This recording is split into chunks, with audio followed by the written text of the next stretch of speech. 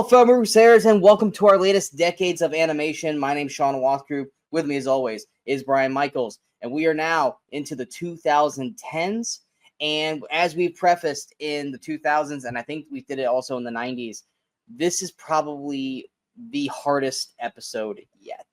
We were talking about this last week, where how 2010, like 80s is the 80s, 90s revolutionized almost every genre at that time. 2000s kind of just reiterated the 90s and maybe didn't work quite as well. And the 2010s just kind of reutilized itself again. And there's so many amazing films that came out in the 2010s that this list that we're having to go over in all three facets, in overrated as well. There's a ton of overrateds in this thing. But this is like pulling teeth for me. This was the hardest list I've had to do. 2020s is hard as well, but 2010s for me was hands down the hardest list I had to try to narrow down. I still haven't even narrowed it down fully. Was it that way for you, Brian? Not as much as you, I think. I mean, there were definitely more that I wanted to acknowledge beyond the few that were allowed on the list, but I think I actually had a harder time with the 2020s when we get to that next week. But there's definitely was no shortage of quality movies to choose from. And as you said, plenty of overrated ones as well. Oh, I'm going to go on a tangent on one of them, and I'll hold it off to last. And the only thing I can hope for is that you should already know what it is and not say it, so that way we don't talk about it early. Because you already know what franchise I fucking despise with every fiber of my being. Oh, I think I know what you're referring to. So that's going to obviously be my number one overrated. So just don't, if you have it on your thing, just leave it till the number one. No, I think you just freed up a spot, because I think I had 6 for that list, and I'll swap that one out.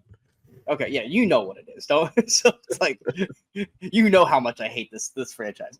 But yeah. So before we jump into the list, let's go ahead and, like I said, reiterate the 2010s. How did you feel? I'm obviously more positive than negative, but how did you feel about the 2010s in animation? I feel like it was a great year, a great decade for animation. I think there was a lot of great stuff being pumped out. What I did not see is as opposed to the previous decades, there was not any big changes. It didn't seem like there were any big trends. It was like, computer animation continued to dominate, obviously, because DreamWorks was doing their thing. Disney had abandoned, finally, after Princess and the Frog, they weren't doing their 2D animated anymore. So they came in, and I think that they came back strong with, Tangled and Zootopia and Moana and some of these others. So Disney was kind of back, kind of top of their game. Like I said, DreamWorks continued. We did have the rise of Leica animation for stop motion animation, who I love Leica. We'll be talking about them more later. But otherwise, yeah, it just seemed kind of like continuing the trends that already existed. Also, especially but near doing the it end, in a great way. Yeah, and especially near the end of the 2010s, Sony kind of started to figure it out. Now Sony's hitting, like in 2020, like it's like Sony always had animation, but it was always just like, okay, yeah, it's fine. It's like a third or fourth option for shit. But then obviously when Spider-Verse came out and they were using a new different kind of animation, which is still computer generated, but it's a different style of it. And it's like that hit, and now pretty much since Spider-Man, Sony has not really missed. They'll pull out the occasional, like, really, that one was Sony? That sucked. But it's been bam, bam, bam. It's like Sony has finally figured out their area. Like, it's not going to be Pixar. It's not going to be DreamWorks. We're going to do this. And it has worked out immensely for them once Spider-Verse came out and kind of delivered this new style. And so now they're right up there with the juggernauts as one of the top ones, especially because didn't Spider-Man win the Oscar that year? It won the Oscar, didn't it? Yeah. Which was, I think, the first time Sony ever won. So now you've got DreamWorks, Pixar, Disney, Sony. Like I said, Leica. You got Studio Ghibli. Are you going to shit on them today? No, I don't think I am, actually. Okay, so no Studio Ghibli hate today for everyone. Everyone can like Brian today, and then they can all hate me. But yeah, I agree. There wasn't much change in terms of the technology of animation. I think everyone just kind of, because there was no change in the technology of animation, I think the story aspect and the character aspect was really more the focal point going into the 2010s, which is why I think it is such a stronger list this year. I mean, you have movies, which I'll talk about in my surprises, that are maybe were considered like a C-level animated film that came out in theaters, but then you watch, you're like, this is actually really fucking good, and no one's watching this, which sucks, And then you got your big juggernauts, which people blew way overboard on, that did not deserve sequels, or Disney being Disney. If Disney has a halfway decent animated film, then people treat it like it's one of the best animated films of all time, when it's just fine, But good box offices to great box offices is still great for the brand. It's still great for the genre. And there were plenty of knockouts in terms of the 2010s. I would say probably outside of the 90s, the 2010s is probably the best, most profitable decade for animation. I mean, if you're looking at there's so many of these that are near $1 billion worldwide, just because of how it hooked with not just kids, but with all ages. Because they also, like I said, 2000s kind of started it, 90s started it with like Tiny Toons, and 2000s kind of went into it, and 2010s continued it, which was, we can have adult jokes without having to go super dirty, and we can have stories that adults will gravitate towards, where it doesn't have to feel like an animated film is like, fucking Care Bears, where it's like no adult wants to watch this. I'm watching this for my kid. Oh my God, this is going to be 90 minutes or however long of torture. Now it's like, no, I actually want to watch this. This actually looks fun. And if my kid puts it on TV 12 times a day, I'm probably going to get sick of it, but I'm not going to get sick of it right away. Because It's funny because as we got later into the decade, my kids, started getting older and maybe getting, away from animation somewhat and getting into more, not adult movies, but you know what I mean? More not kiddie movies. And so I was the one watching more animated films than they were. I'm like, hey, you want to watch this? Like, no, I'm good. I'm like, fine, I'll watch it myself. I don't care. I am sadly, that's kind of where I'm at right now. I've been trying to get Kimberly and the kids to watch K-pop Demon Hunters, and they don't want to watch it. We're getting ahead of ourselves a little bit, but just because you mentioned this, I watched K-pop because I ignored it when it first came out. We'll talk about it more later, but just as far as what you said, I watched it and I thought it was so much fun. And I told my son, like, hey, you should watch this. It's a ton of fun. I don't want to watch that. A week later, he's like, oh, I just watched the best movie. It's K-pop Demon. I'm like, I told you to watch that last week. See, and what's funny is her oldest, who's like a senior in high school, she's a huge K-pop person.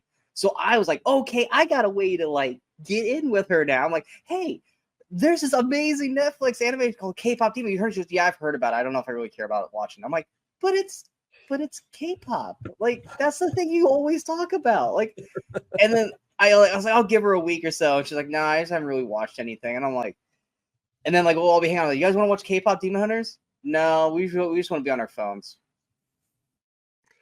Yeah, welcome to parenting. No one wants to watch this movie with me. And I'm like, okay, fine. I guess I'll watch it by myself for like the 5th time. It's like, damn. But yeah, but like with these movies we're gonna be talking about, I don't think there's a single one on here that would not work for adults as well as children. And I think 2010s really did a good job of having that variety with people, so that way you wouldn't feel, because you used to be like, oh God, this is so embarrassing. I'm watching this, or people are going to look at me weird because I'm in this movie watching this Pixar film by myself. Oh, there's a creepy old guy, kind of thing. And it's like, no, I want to watch a movie because it looks good. For us, we review the shit, so it's a little different. But I mean, like before we did this stuff, it's like, oh God, why is this guy randomly in here watching Coco? Because I like Pixar and this looks like a great story and I want to watch it. Leave me the fuck alone. I'm not bothering anybody. It's no different than when you try to go eat at a restaurant by yourself. Yeah, motherfucker, I want to eat the food. Leave me alone. But it's like, I think 2010 did a great job of setting the table for some really fun, I don't want to call them classics because it's too fucking soon. I mean, granted, it's 2025, but these are going to be classics. However long the statute of limitations is before we consider a movie a classic. But going into that, there are some that are probably considered classics that don't deserve to be. And that is our overrateds. How many do you have that you want to piss people off with? I just have 5 because the 6th one you're going to talk about, I'm sure. Okay. I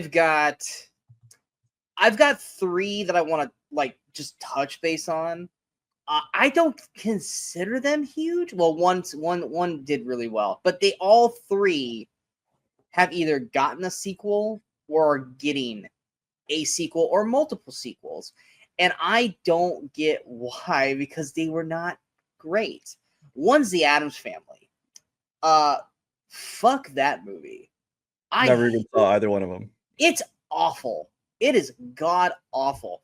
Now, granted, yes, I'm a 90s kid. I grew up with the live action Addams Family. And yes, I watch Wednesday, which is solid for what it is. Some things I would change, like Luis Guzman as Gomez, because that just, yes, he got Catherine Zeta-Jones. That makes sense. That and their chemistry is fucking flatline through that movie. But no one's going to touch Raul Julia and Angelica Houston. Yeah. But the Addams Family animated to me is awful. It was one of my worst films reviewed, and when I saw they're getting a fucking sequel, I was like, so someone actually did like this?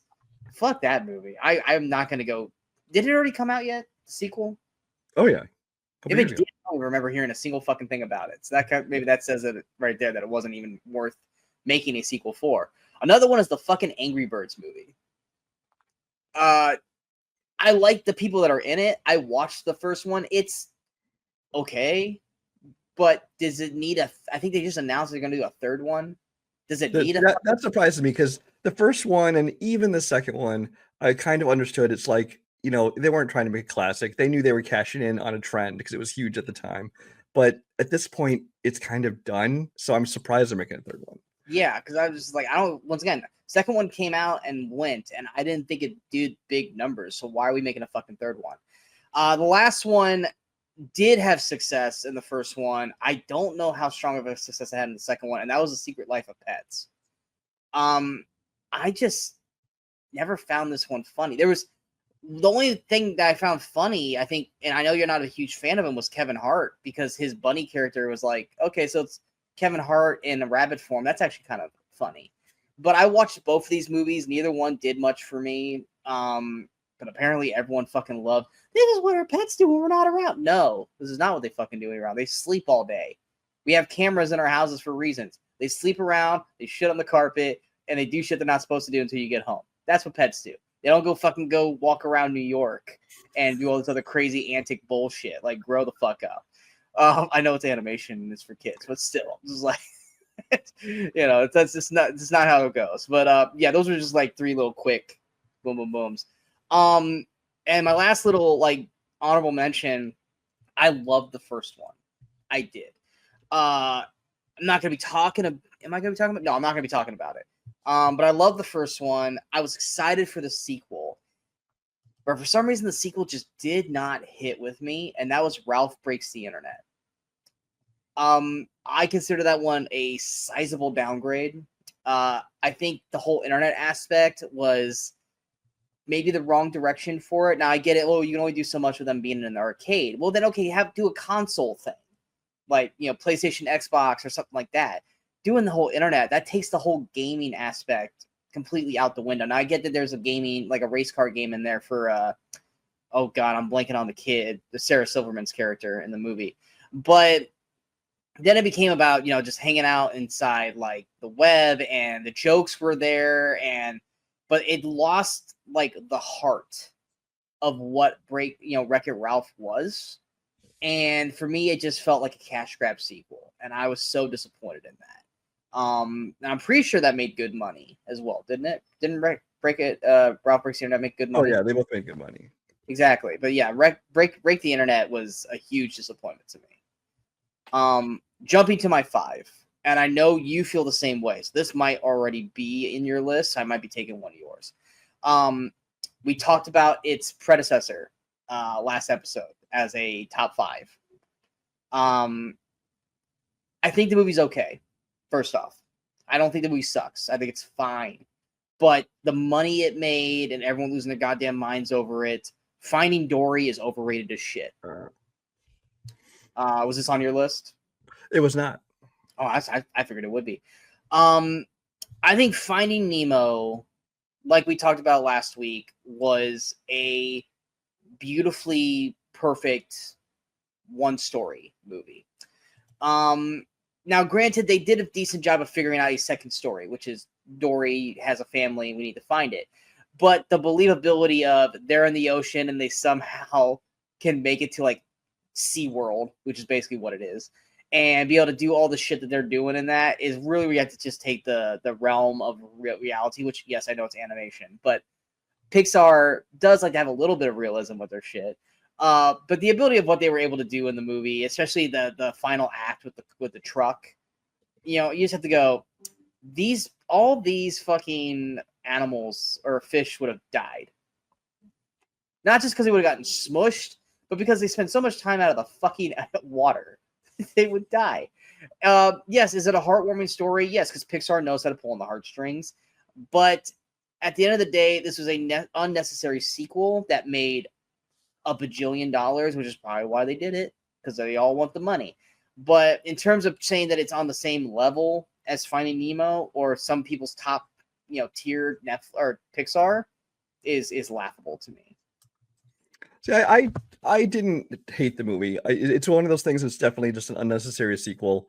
But I also think that a lot of people feel the same way, that it's not anywhere near as good as Nemo, which is the only thing that kept it off of my top 5 here. Although I'm being kind of a hypocrite because in terms of like the box office and the amount of money it's made, you put it on your list, and one of mine is very much that same thinking. So is that your first one? That's the first one I'll talk about. Yeah. Okay. What is it? So this is a movie that I don't think is good. I actually think is kind of bad. Things a lot of people I think are very lukewarm on it, but somebody went and fucking saw this thing. Some people went and saw this to the tune of $1.657 billion. Saw this, and that is, and yes, it's fucking animated. The Lion King 2019. Lion King 2019 is absolutely animated. It is not live action. As much as they try to make it look like it's live action, it is not. Let's put it this way: they try to nominate for animated Oscar, so therefore it is animated. Yeah, this is a movie that has no reason to exist. I do not like the Disney live action remakes that are just basically copycats of photocopies of the original. If they take a different approach on it, Cruella, Maleficent, things like that, I'm all for a story like that. But if you're just going to copy the movie over, I have little to no interest in those. This seems to me to be the biggest offender of that, because it really adds nothing. If anything, everything is a step down from the voice cast. Well, I like the people in the cast, but the voice acting is just, it's not the original. It's not as good.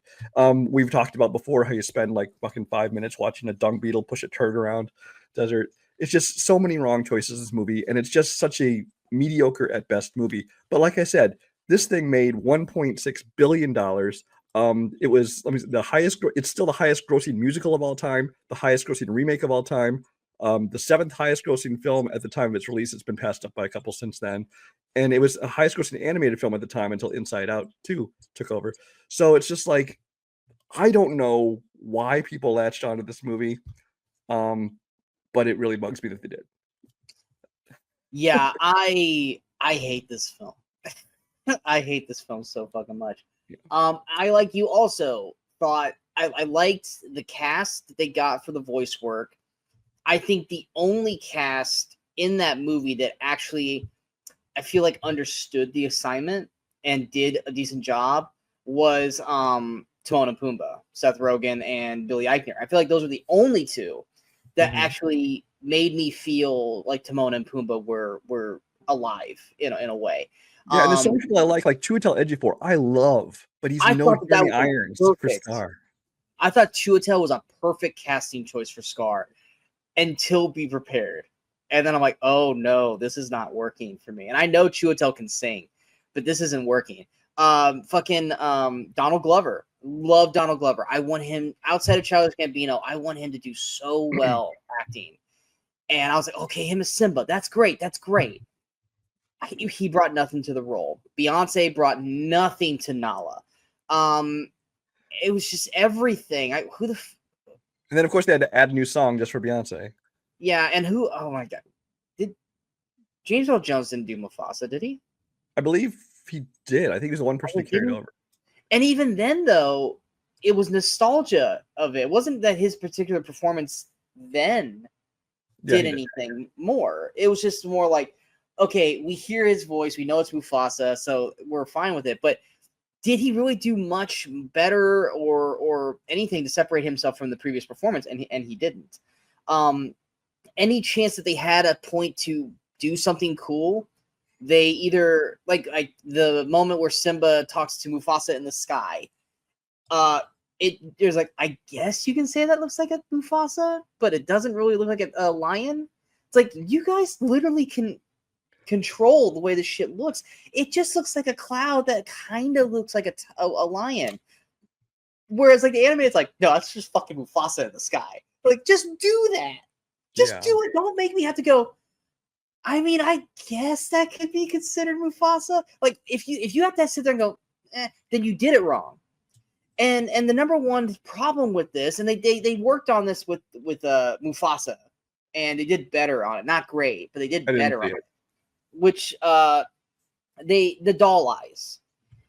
You have one of the most iconic scenes in animated history with Mufasa's death and Simba having to, see it and show emotion. And I remember like in the theater being like, oh, okay, fuck, here we go. This is going to be rough because they actually look real. This is going to be rough. No, because Simba's just like, Dad, wake up. Dad, wake up. And his eyes are just, at least with the anime, they were so intent on making everything, look real, which you have talking fucking animals. They're not going to look real. Yeah. But then in the second movie, I think they took that criticism and they did use like exaggerated expressions and like they did super big eyes at times and things like that and more cartoonish expressions that weren't natural for these animals to make, because without that, it is just very flat and bland. Exactly. Yeah. It's like, okay, so I'm watching Planet Earth. Yeah, it sucks that lion died, but I don't feel this emotion, mainly also because I can't remember who voiced young Simba at the time. It wasn't Jacob Tremblay, was it? No, I just had it up. Hang on a second. J.D. McCrary, Simba as a cub. I don't even know who that is. He was on The Pains. I'm not saying that he sucked at it because he didn't, but it's just you have the voice, but then you're looking at the lion, and the lion's like not showing any emotional reaction. And that was the biggest problem with this whole film, is that I never felt Scar's pain. I heard it, but I didn't see it. I didn't feel Simba's pain. I saw it, but I didn't emotionally feel attached to it, which is what we all felt with the animated film. I'm not saying anything that people don't already fucking know and have talked ad nauseum. But yes, then you got the fucking dung beetle, literally pushing around poop for over a minute long. This is how the hair got all the way back to Rafiki. No, just do it like the fucking animated, and the wind blew it. You don't have to have a fucking dung beetle rolling a piece of shit on screen for a minute long to show us how Rafiki figured out who the fuck Simba was. And then you also take Love Song tonight. Can you feel the love tonight? During the fucking day. The song happened during the day. Or are you gonna feel it later tonight? They meant, Yes, maybe. Depends on how freaky they get. But it's just, yeah, Lion King was a huge. I didn't even put it on here because I considered everyone hates it. But yes, because of the money, you're right. A lot of people went and saw it. Apparently, yeah. Yeah, I enough to the point that they were like, hey, let's do it again, but from Mufasa prequel. Which, once again, I even said this when it first came out. If you were going to be doing a prequel for something we have never seen story-wise, then fine. But to do Lion King or Lion King 1.5 or Lion King 2 Simba's Pride, even though I defended like Beauty and the fucking Beast and shit like that, this was not it. Now, Mufasa, a Lion King story, it is an actual fucking prequel. Fine. If Mufasa had come out first, I would have gone and seen it and been, hey, I'm curious to see what this story is. But having seen The Lion King first, I have zero interest in seeing Mufasa. And it's okay. It's okay. It's fine. It is fine. Lion King sucks. Mufasa is fine. It's still very annoying. There's one song. It's like an earworm. It's not for the good version. It's like, oh god, shut the fuck up. But yeah, we've already spent too much time on this movie. Yeah, we spent too much time on Lion King.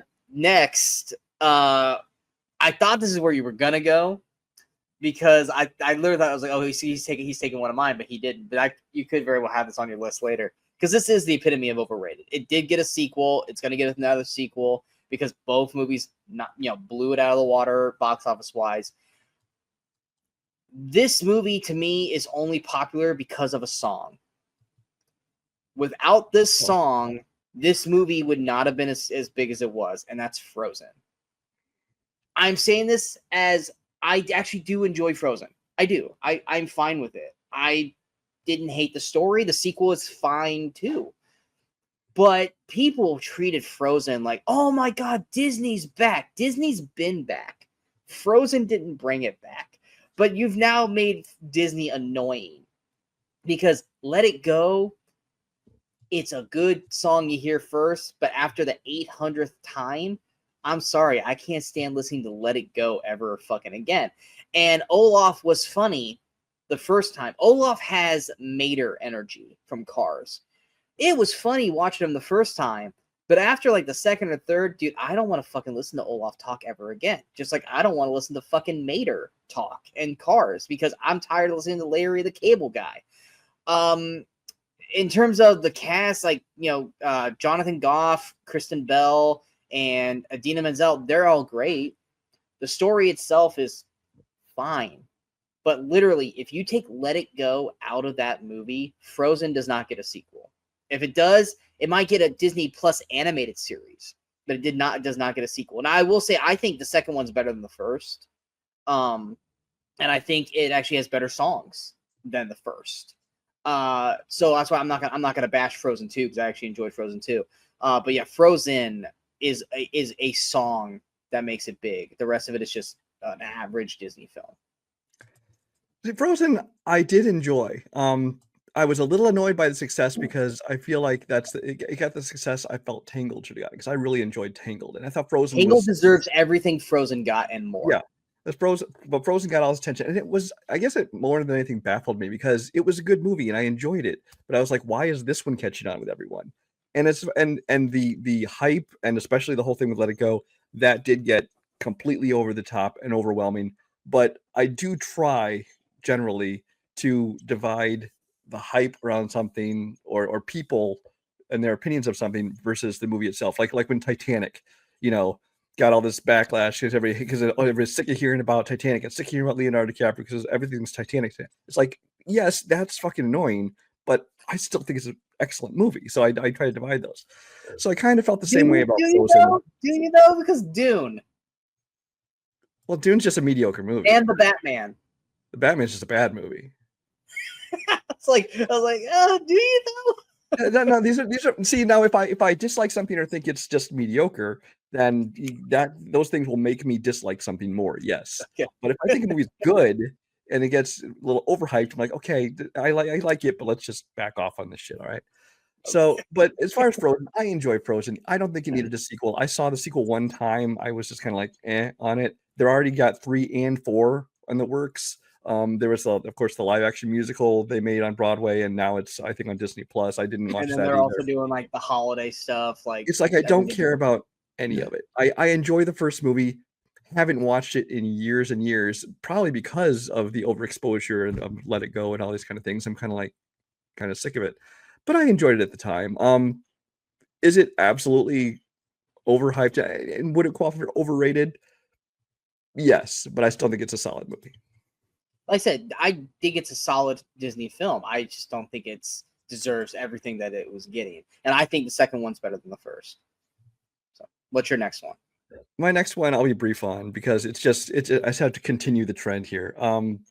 Shrek Forever After, Shrek 4, it's been having different titles. Now, I think most people who like Shrek consider it the weakest of the 4, or at least one of the weaker ones. No? Third is considered the worst fucking one. Okay. Well, I think 4. I think the reason why 4 is overrated is because 4 was so much better than 3, but it's still not as good as 1 and 2. But 3 was so fucking bad that 4 was like, oh my God, they're back. So continue. Well, 4, I think it's definitely not held in the high esteem as 1 and 2. But it's still, people love Shrek and people still flock to it and still made a shitload of money. And I was, which is I was surprised they didn't make another one until what next year, 2 years from now. Another one come out? I want to say it got pushed back. It got pushed back, I think, from 26 to 27, I think. Yeah. So. But and that's like what, like fucking 12, 15 All years right, ago. give us a third Puss in Boots movie then. Yeah. I'll take that. But Shrek, like I said, I'm not going to say much. It's just continuing my trend of saying Shrek, the franchise, is highly overrated. There are many others, but this is the one that just some reason sticks to me. Like I said, it's Mike Myers reusing jokes from everything else he's done that's better than Shrek. I think that the animation and character design of it, I think, is kind of mediocre, especially considering now we're well into the 2010s, and I thought that it really looked kind of crappy compared to a lot of the other animation going on. That's all I would say. Do you think though that they probably would like to update shit, but they realize if they do, it's going to be too many people turning on it because they're changing the way it looks? Well, I don't think they have to like completely like revamp the character design and stuff, but even like the animation of it, I think that they were still like, trying to make everything look exactly like it did 10, 12 years earlier. And it's like, you can grow. But Puss in Boots 1 versus Puss in Boots The Last Wish, there's a complete change in animation style, and it's so much better. I agree. Yeah. And I'll be talking about Puss in Boots Last Wish next show. But yeah, Shrek 4 is a significant upgrade from Shrek 3, because Shrek 3 sucked. And it effectively did kill the franchise from movies for a while. I mean, you can see how far 3 and 4 are separated from each other. I liked 4, but I've only ever saw it the one time. Where I've seen Shrek 1 and 2, I've lost track of how many times I've watched the first two. Shrek 3, yeah, it just sucks. Shrek 4 is not a return to form, but it's an improvement over 3. But it's so far removed from 1 and 2 in terms of quality that I haven't watched it since I saw it for the first time. I wouldn't consider it an overrated personally, but the Shrek franchise as a whole, I can understand why you're saying that. And do I think it deserves a 5th movie? God, no. Because now it's going to be the whole, like, oh, the kids are teenagers now. So now we got to have the whole, like, I already know the storyline for Shrek 5, and they haven't even told it to me yet. Because you know what story that they're telling? Not fully. It's basically the Mitchells versus the Machines. Dad's not cool. I'm okay with kids are growing up. He doesn't relate to them. They don't relate to him. Exactly. But they're going to work together. By the end, they'll all be a happy family. And then there'll be something. It won't be machines coming after. It'll be something else. But you're basically doing Mitchells versus Machines with Shrek. Okay? Yeah. And I love that movie, but I don't need it in Shrek form. But let's be honest, though. The Shrek movies have never been about the plot. It's just about the gags. Yeah, pretty much. Or the meta-ness of it, if they can throw the meta-ness into it. My next one, probably gonna my 2, 3, and 4 are gonna piss people off. My number 1 is just outright hatred. My next one, once again, is right up there with Frozen in terms of, I feel like it's got a good song. It's got good songs, not great songs. But it was wildly overblown, and that's Moana. Moana is just an average film to me. I mean, you've got the charisma of The Rock, which is what helps the movie. You've got some catchy songs like You're Welcome and Shiny. And then, of course, you got the How Far I'll Go. Is that what it's called? I don't know. The Moana song. They're all good songs. They're not great in terms of Disney's, extensive library of songs in animated films. But the story itself is just fine. But it did not deserve a sequel, which was even worse and lackluster. That the sequel, and I know it was supposed to originally be a series on Disney Plus, but like, oh no, we can fucking milk this cow. It's Moana. We'll send it out to theaters. But it felt uninventive. It felt chopped up, which it was, because most of the people that were in that movie were supposed to have actual full character arcs in the show, and they got chopped down because it's a fucking movie. So you did the whole franchise a disservice. Rock made it feel like he didn't even want to be there. And it's an animated film, so it's really hard to make an animated version feel like, I don't really want to be here. I'm just collecting a paycheck. That takes talent, Rock. It does. And the music's not good if there barely was music in. I don't even remember a single song from Moana 2. Don't remember a single fucking one. But Moana itself, and now we're about to get the live action version, which I'm optimistic because once again they got Rock to come back and do it, and now it's live action. I feel like he's gonna give a full effort for it. But yeah, But at the Moana. same time, though, it's going to be a copycat of the animation, and it's going to have the same music that you think is not great. So it's going to be. Yeah, like I said, I'm optimistic on it just because I'm actually intrigued to see it. But once I saw them go, oh, we're gonna put Rock in a muscle suit. The Rock is one of the most jacked motherfuckers alive. Why do you need to put him in a muscle suit? He's not in a muscle suit. Yes, he fucking is. I saw pictures from the set, and he wasn't wearing one. I will try to pull one up. I'm pretty sure he is in a muscle suit for Moana, because it looked like he was in one with all the tattoos. And but yeah, Moana himself is just that is a fucking muscle suit. That is a muscle suit he's wearing.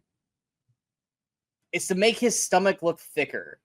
It's not a huge muscle suit. It's not like Shazam where it made Zachary Levi like this. But that is a muscle suit around the Rock. You know, I can see it. I can see it over in his arm. Like that is not like I see it here in the stomach. I knew they painted on like extra muscles and things like that. But okay, you're right.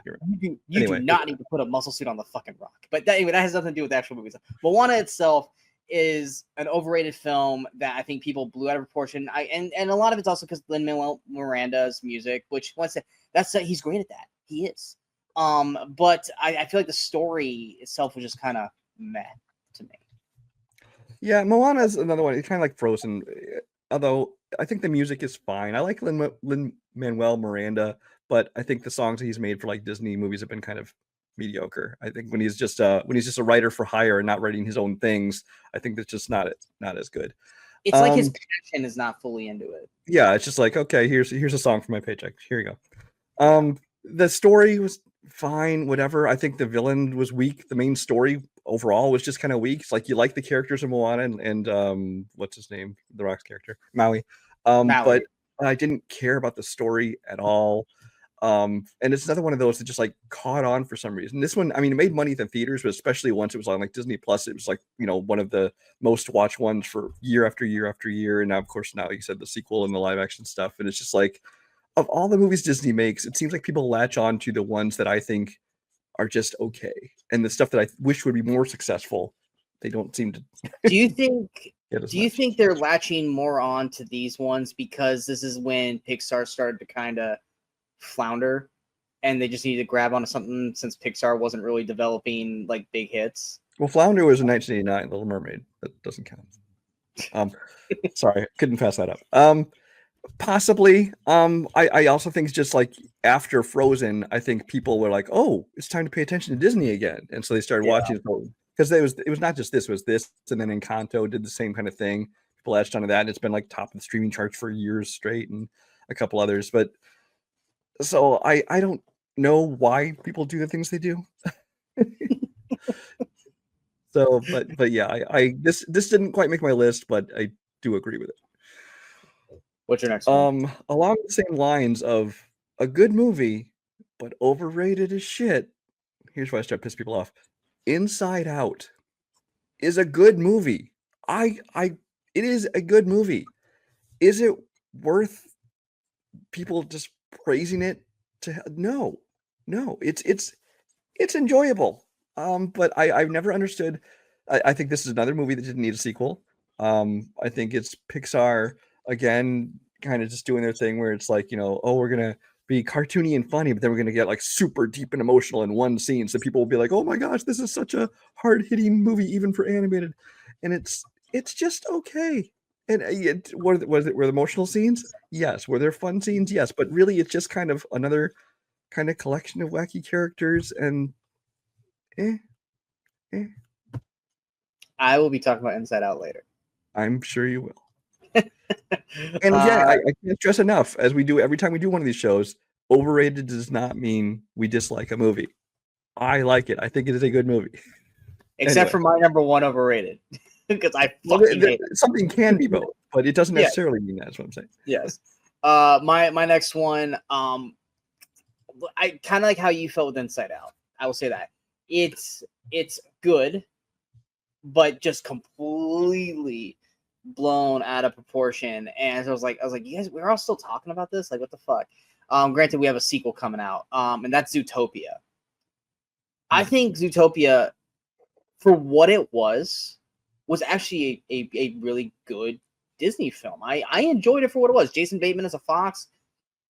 I mean, that's his wheelhouse. Like, it's potentially his Poe for Jack Black Kung Fu Panda. I mean, but they haven't. Granted, we have a sequel coming, but everything else about it, I thought was like, okay, I have a lot of questions that I don't think they're going to answer because Disney's just not going to take the time, and it's for kids. But there's a lot of questions on how this world works. And then they tried to like make it like Breaking Bad at the end of the movie, which I was like, funny for a split second, but not enough for me to be like, okay, cool. Of course, the Shakira song, blew up from that. But I just always thought Zoolander was good, but not Zootopia. what I say. I said Zoolander. Zoolander is great. I fucking love Zoolander. No, it's not. This is so fucking great. Zootopia. That is my number one most overrated. If it's eligible, that's number one. How dare you? But Zootopia itself, like I said, it's a very good animated film, but wildly overrated.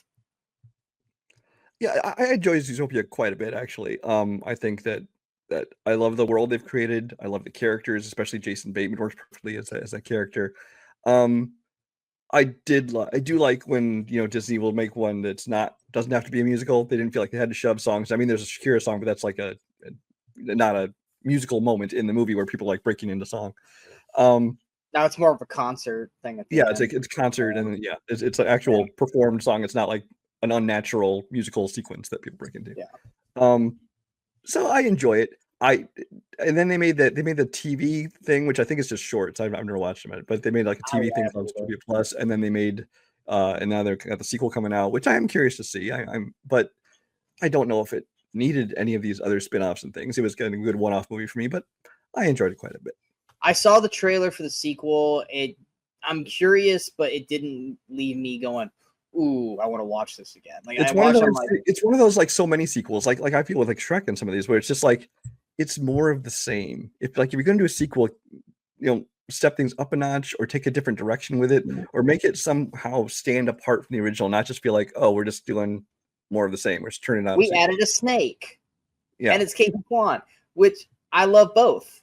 But I watched the trailer. I was like, I'm already like checking out of this trailer, and I'm about a minute in, and I shouldn't be checking out of a fucking trailer. It's a trailer, for God's sake. What is your last overrated? Oh, I still have two left. Oh, you have two? Oh, yeah, that's right. I went to. Yeah. Okay. Yeah. Yeah, we're gonna stick with the Pixar train on this one. Piss off some more people. That's Coco. Coco is not as good a movie as Inside Out. Coco is a super average movie. It's not bad in any way, but it's not good in any way. It's just kind of there. I don't especially like the music in this movie so much. Again, not terrible, but it doesn't catch me. I don't love it. But it's one of those movies that caught on with a large portion of people who, not necessarily financially in box office, things like that, although it did make some money. But people, when they're like listing like their favorite Pixar movies, this one shows up on a lot of people's lists about how much they love this movie. And it's the one for me that seems kind of out of nowhere. Because like something, like an Inside Out or something, I at least I could see that being on people's top list. But Coco is just kind of like, it feels so average to me. It felt like such a just afterthought of a movie that I've never understood why this one of all of them people are praising so much. I love Coco. I thought it was beautiful for what it was. It was going to be an honorable mention in my top 5, but it doesn't need to be talked about later, so I'll talk about it now. I thought visually it looked gorgeous when they're on the other side. I thought the story worked really well. I liked the voice acting. I like what music we got. I thought was catchy. It's not like life-changing, memorable music, but I think for the story it told, I thought it was very, very good storytelling and everything about it. I really liked Coco. Now, I will say it has been a while since I've watched it. But I remember watching it for the first time, going, "This is actually working for me," and it's in my top 10 for the 2010s.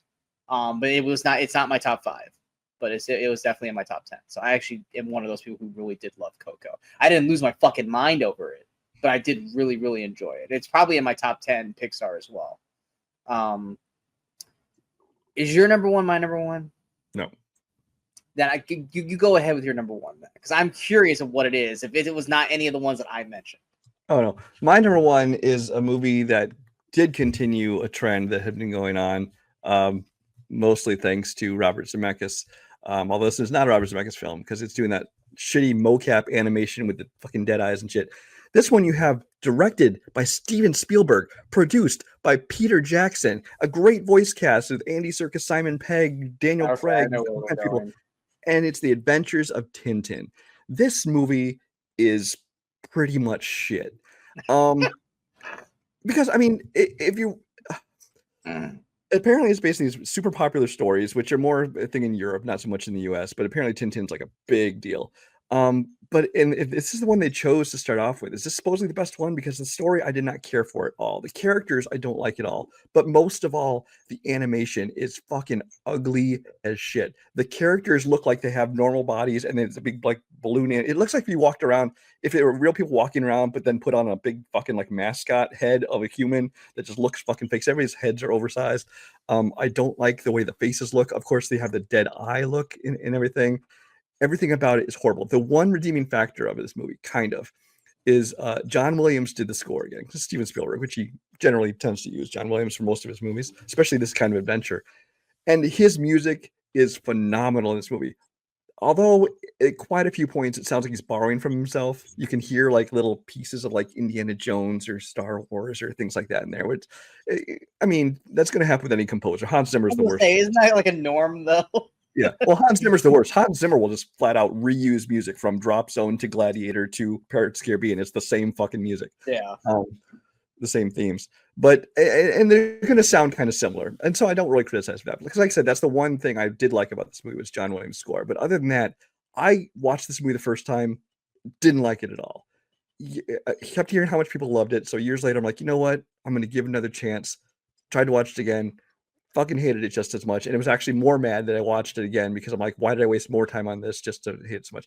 And like I said, I like the whole cast in it, and so the voice performances aren't necessarily bad, but when what you're looking at is so ugly, and a story I don't care about, it's like I fucking hate this movie. I'm gonna be talking about this later. No, I'm playing.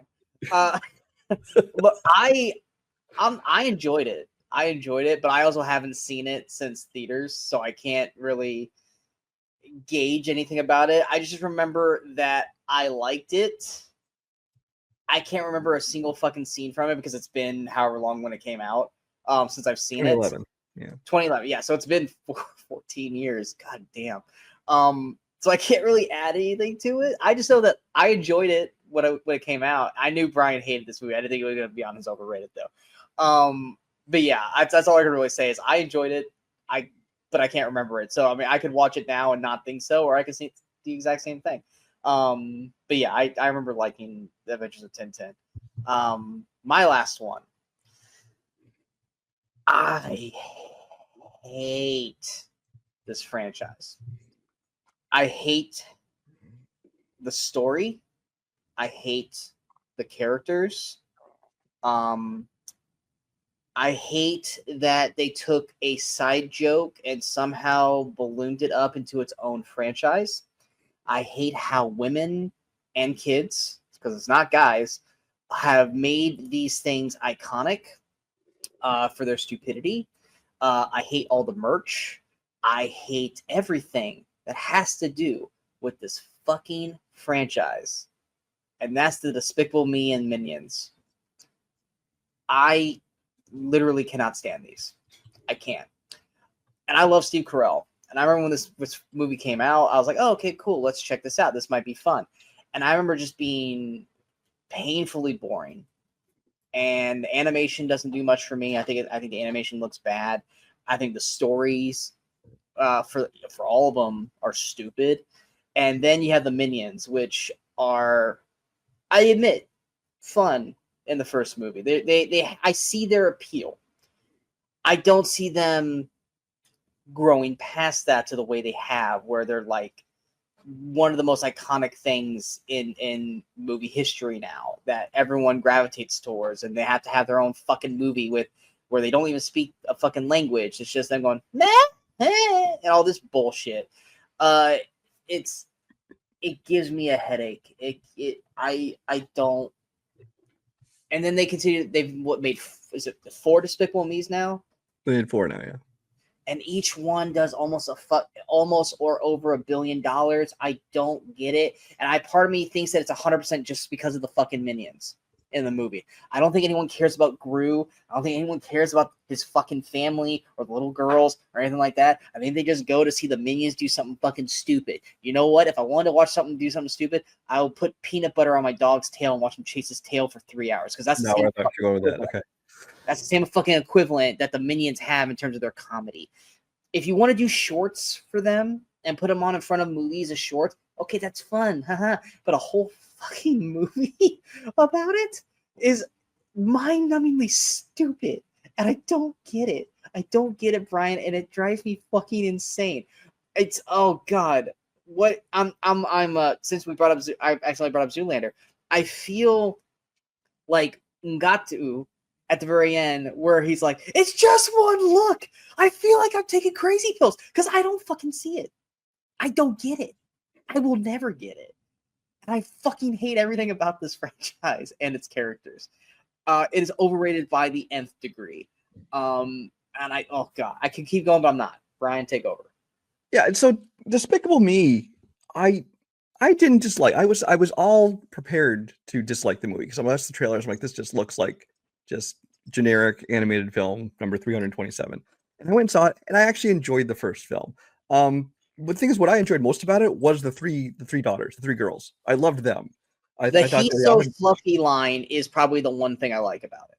Well, there's that, and there's the other girl who's like really smart, and they had like 3 distinct personalities, and I just loved the kind of the family dynamic they had going there, and so I loved that. And the minions were fine and entertaining as just kind of the little side character thing that they were. They were just the minions of this thing. And so the first one I surprisingly enjoyed. Wasn't like, top 10 film or anything, but I enjoyed it. And then even 2 and even into 3 to some extent, I find things in them I enjoyed. Like in 3, I really like Trey Parker's villain character. But I never even saw 4. But with each one, they did lean more and more into the minions. And I think what I don't like about these movies, and what most people are seeming to latch on to that they do like about these movies, is the minions, to the point where they had their own movie in, I think it was 2015, and then there's another one in 2020, so we won't really count that one for the show, I guess, because you might want to nominate it again. So, but the minions got their own movie, and I agree with everything you said about them. It's like, they're fine. They're fun little characters. If you want to make shorts with them, that completely makes sense for that kind of character. But I watched a whole movie of them and their little made-up language, and it's just basically a one-joke thing that just they drag out for however long. And like I said, they leaned more into them in each progressive Despicable Me movie too, and that kind of dragged the other movies down for me. Even as much as I maybe still enjoyed the plot with, Gru or with the daughters, it dragged it down because it leaned so hard into the minions. And so I completely agree. And like I said, this was on my list as one if I was trying to figure out where to put it. And since you had it for sure, I was like, okay, I can open up the spot for something else because this is overrated as shit. And as far as why they're so popular, I feel like when there's a movie that kind of leans more into the younger audience, because there are a lot of the DreamWorks movies and even the Disney movies, like the Cocos and things like that, they are trying to be where they can be enjoyed by kids and adults. But I feel like Despicable Me and Ice Age did the same thing, and a couple other franchises where they really lean into, we're just going to be, old-fashioned cartoon fun for kids.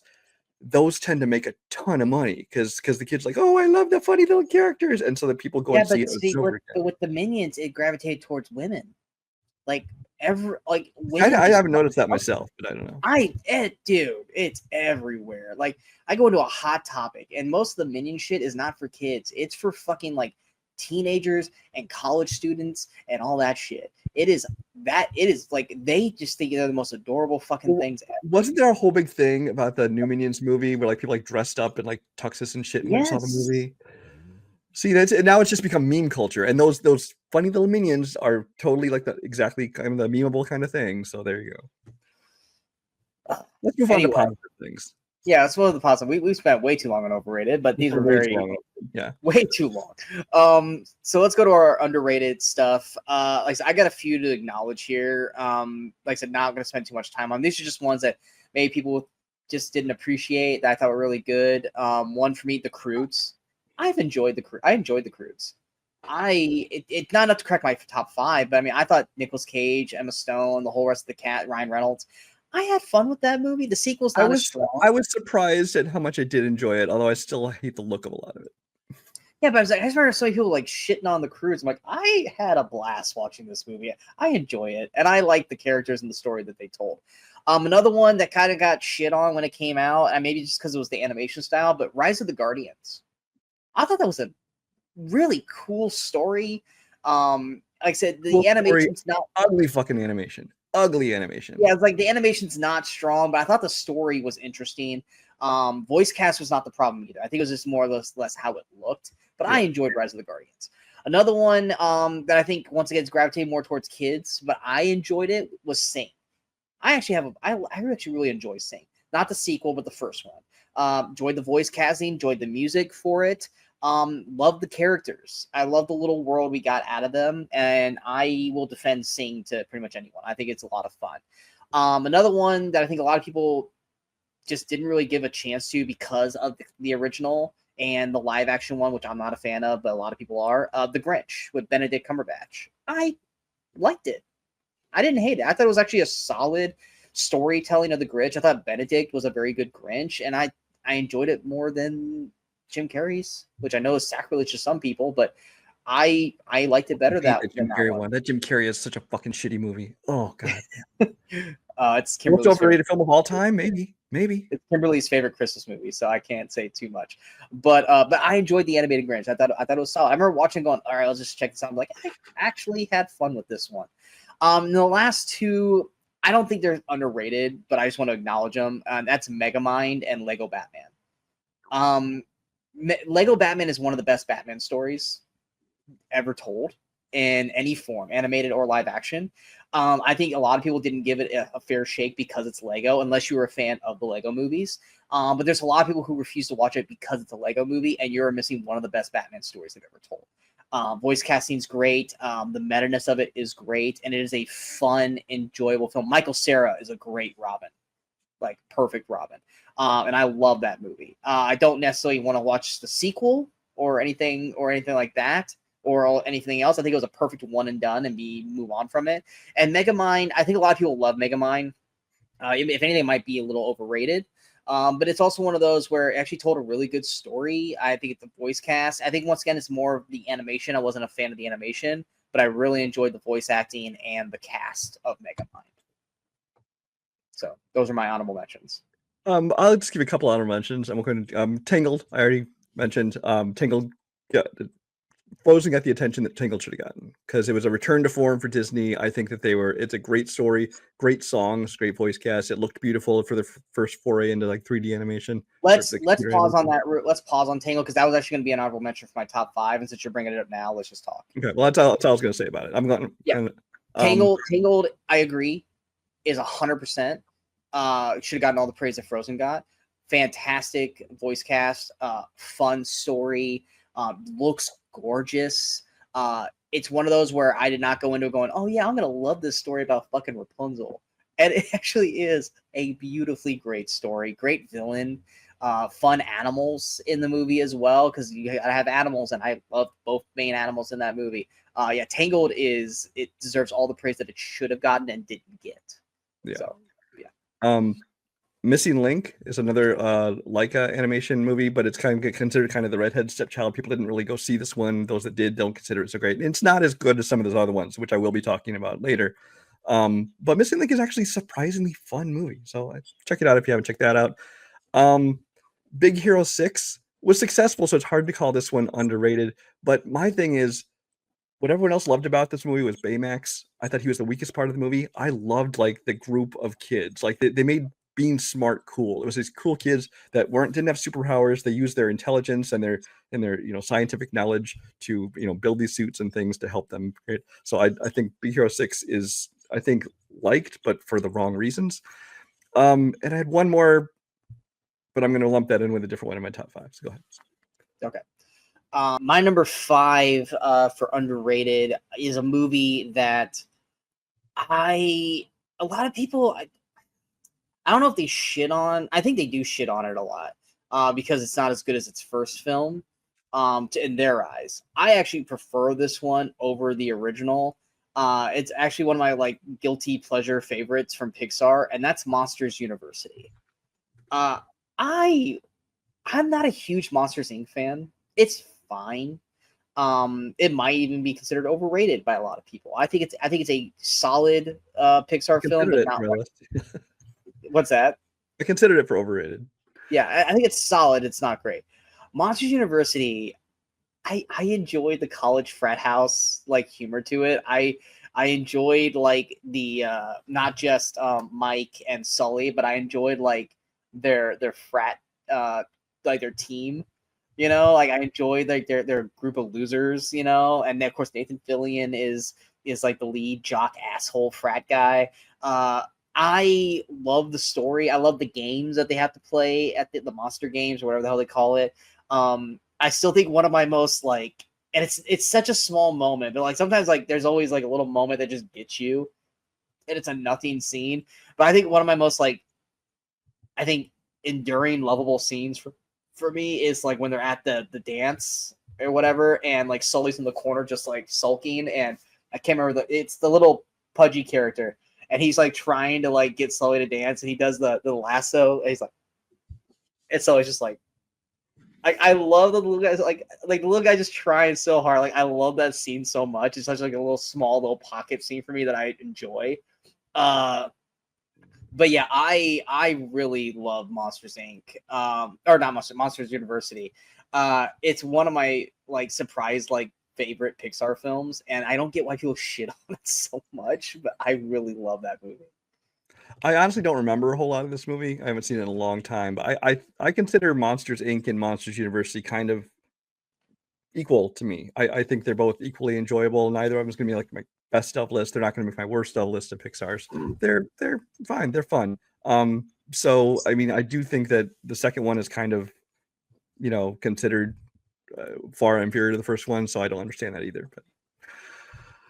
But my 5 actually is 2 movies because I couldn't decide which one to put on here, and I think you'll appreciate at least one of them. Okay. For a while, DC in their DC universe put out some shitty movies, but where they have put out some good shit is in their straight to video stuff. One of their best ones is Flashpoint Paradox.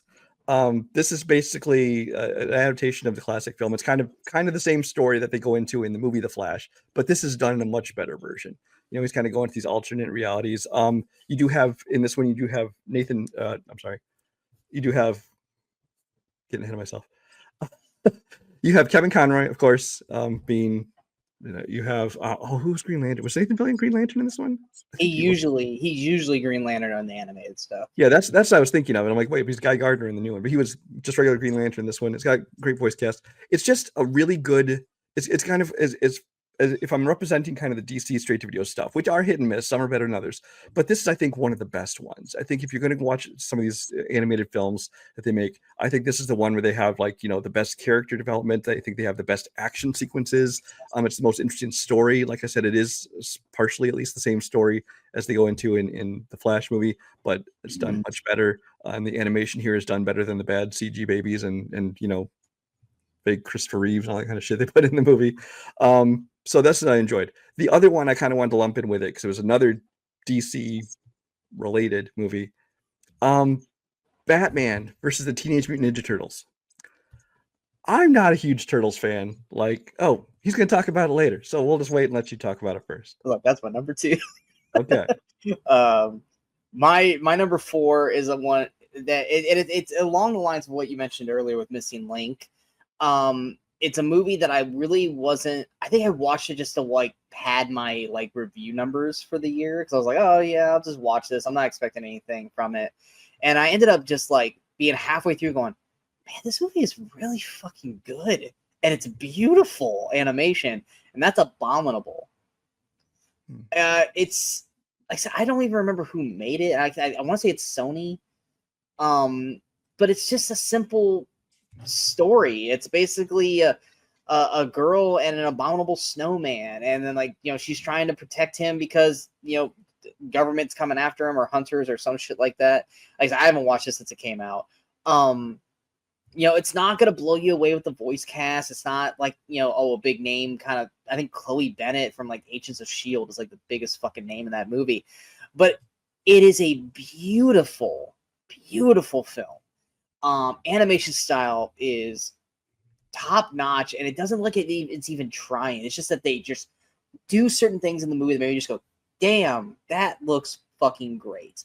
It's got a great story, great heart between the girl and the abominable snowman, and it just worked for me on every level. It really was a surprise for me when it came out because I went watching it going, all right, let's just watch this, and then just being like, just okay, kind of like how I felt with Nimona, where it's like I sat down to watch it and I wasn't expecting much, and then like all of a sudden I was just like, just zero the fuck. Same thing with K-pop, but yeah, Abominable. I need to watch it again, but I just remember really loving it the first time I saw it. I've never seen this movie. Yeah, I brought it up before, and it's DreamWorks, by the way. Is it DreamWorks? Okay, I couldn't remember if it was DreamWorks or Sony. My next one will shock you all because this is an anime film. It's not Studio Ghibli though. It's called Your Name. This is a movie I heard about and I decided to check out. Basically, there's like these two, I think they're high school age kids who complete strangers. One like lives in the city, one like lives out in the country. There's some kind of comet, something goes overhead, and basically what happens is they find themselves waking up in each other's bodies. So like they're like experiencing the other person's life, and then it continues to happen randomly, and they switch back and forth, and they can kind of talk to each other, and they kind of it's a weird concept, but I just thought it was done so well. There's actually a live action movie called In Your Eyes, which I think Joss Whedon co-wrote, but he didn't direct it. But it's kind of the same kind of concept where somebody could you could basically see through the other person's eyes and see through their life. And it's just, I thought it was just handled so well because like there's the connection between the two people who have never actually met. So you almost kind of have a relationship going as well as just experiencing a life outside of their own. And it's kind of a beautiful story. The animation, it's still anime, so I don't love the animation of it. But in this case, this story kind of made up for that for me. Because it's anime, I've never heard of this. So I only watch it because there's a friend of mine who is equally kind of anti-anime who for some reason he watched it and he really liked it. So I'm like, okay, I'll check this one out, and I ended up enjoying it. It's not my top list or anything, but it's just one of those movies that like I think a lot of people have not seen, or especially even people who like anime. I think they're like, Studio Ghibli is the way to go. It's like, no, there's other ones outside of it that are actually better in my opinion. Yeah, I can't add anything to it because I didn't even know there existed. My next one, I want to say it's also DreamWorks again. Once again, it could be Sony. DreamWorks and Sony are so like, it could have been this one or this one. I want to say it's DreamWorks. And this is another one. It came out like at the end of the year. And once again, I think I watched it just to pad my numbers for how many movies watched for the year. And ended up just being like, wow, I actually am having fun with this. I'm enjoying this. And that's Spies in Disguise with Tom Holland and Will Smith.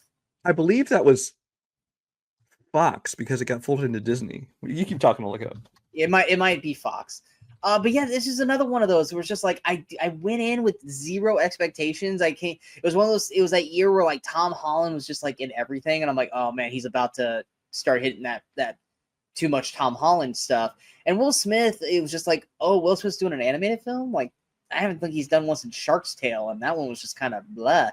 But this one worked for me. It's not like gonna blow anyone out of the water, but I thought the story was solid. I thought the voice work / like chemistry of Holland and Will Smith, like to me it felt like they were in the same booth. doing this and playing off of each other. So it felt more natural with them. Had some fun moments. Animation style wise, it was okay. It didn't like blow me away like Abominable or anything like that. But it was just one of those at the very end. I was like, you know what? That was better than it had any right to be, and it was better than I expected, and it deserves to be acknowledged. Yeah. I never saw this one, but based on your recommendation, I might actually check this one out.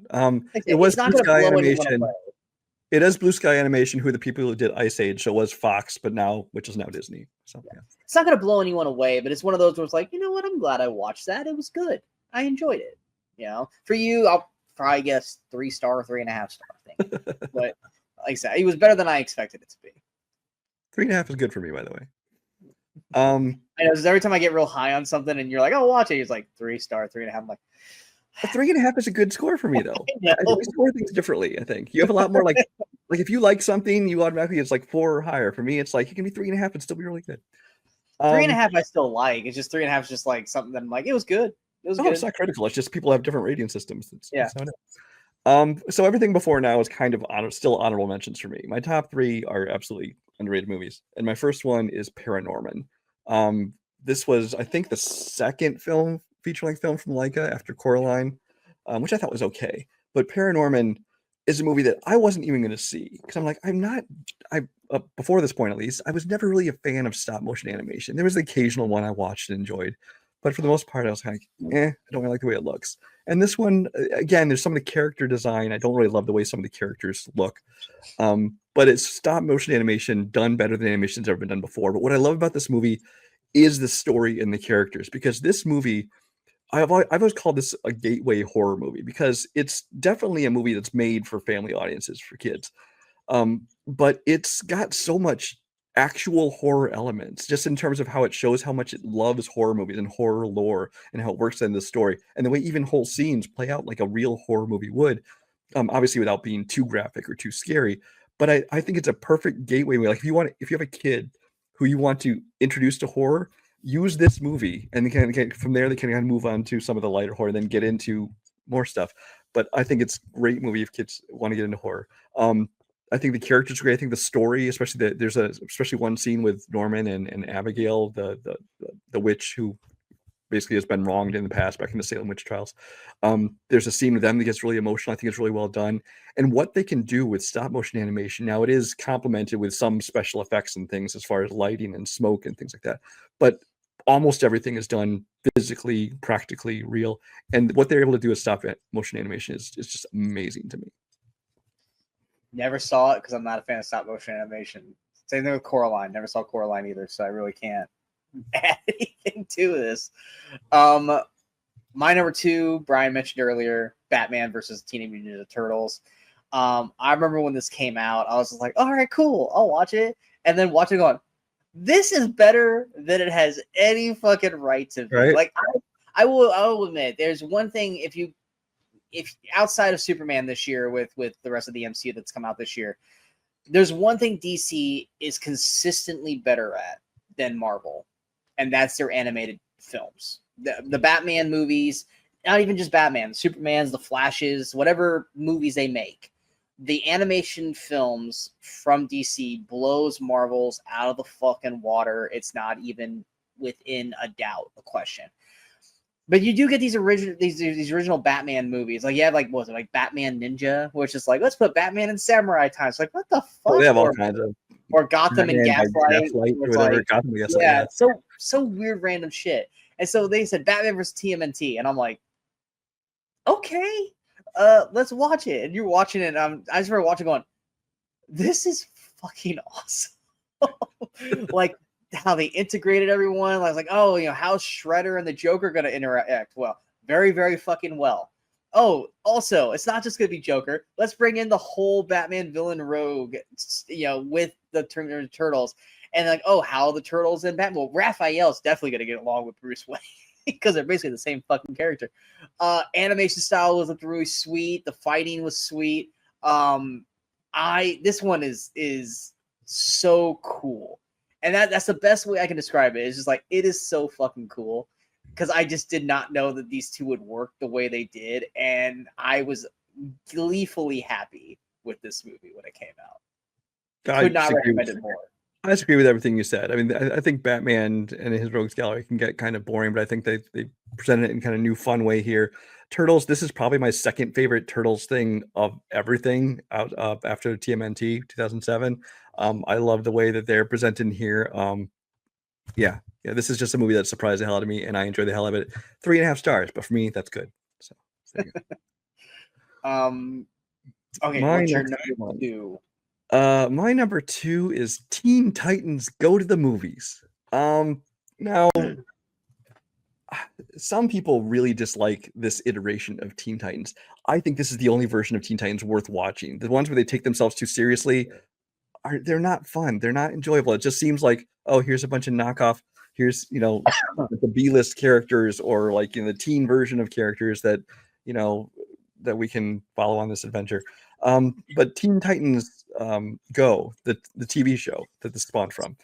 I only watched because I had young children at the time and they were watching this, and it's fucking hilarious. It's one of those movies that has so many jokes in it and a lot of stuff that kids aren't going to catch, not like dirty stuff or anything, but stuff that kids might not understand. In addition to the stuff that kids will understand, it's just super funny. I love the characters, and it's totally going for comedy. It's not trying to be a serious animated film. So then they make this movie of it. Teen Titans Go to the Movies, and not only is it continue on the great characters and the great comedy from the TV show, but they add this whole meta-ness to it on top of that, which the whole fact they're getting this movie and Robin is like trying to get his own movie, and everybody else, even the Batmobile gets its own movie, but Robin can't get his own movie. They add songs into it, which are kind of fun. It's got cameos galore through the whole thing. You have a great villain in it with Slade. So just everything about this movie was just so much fun to me.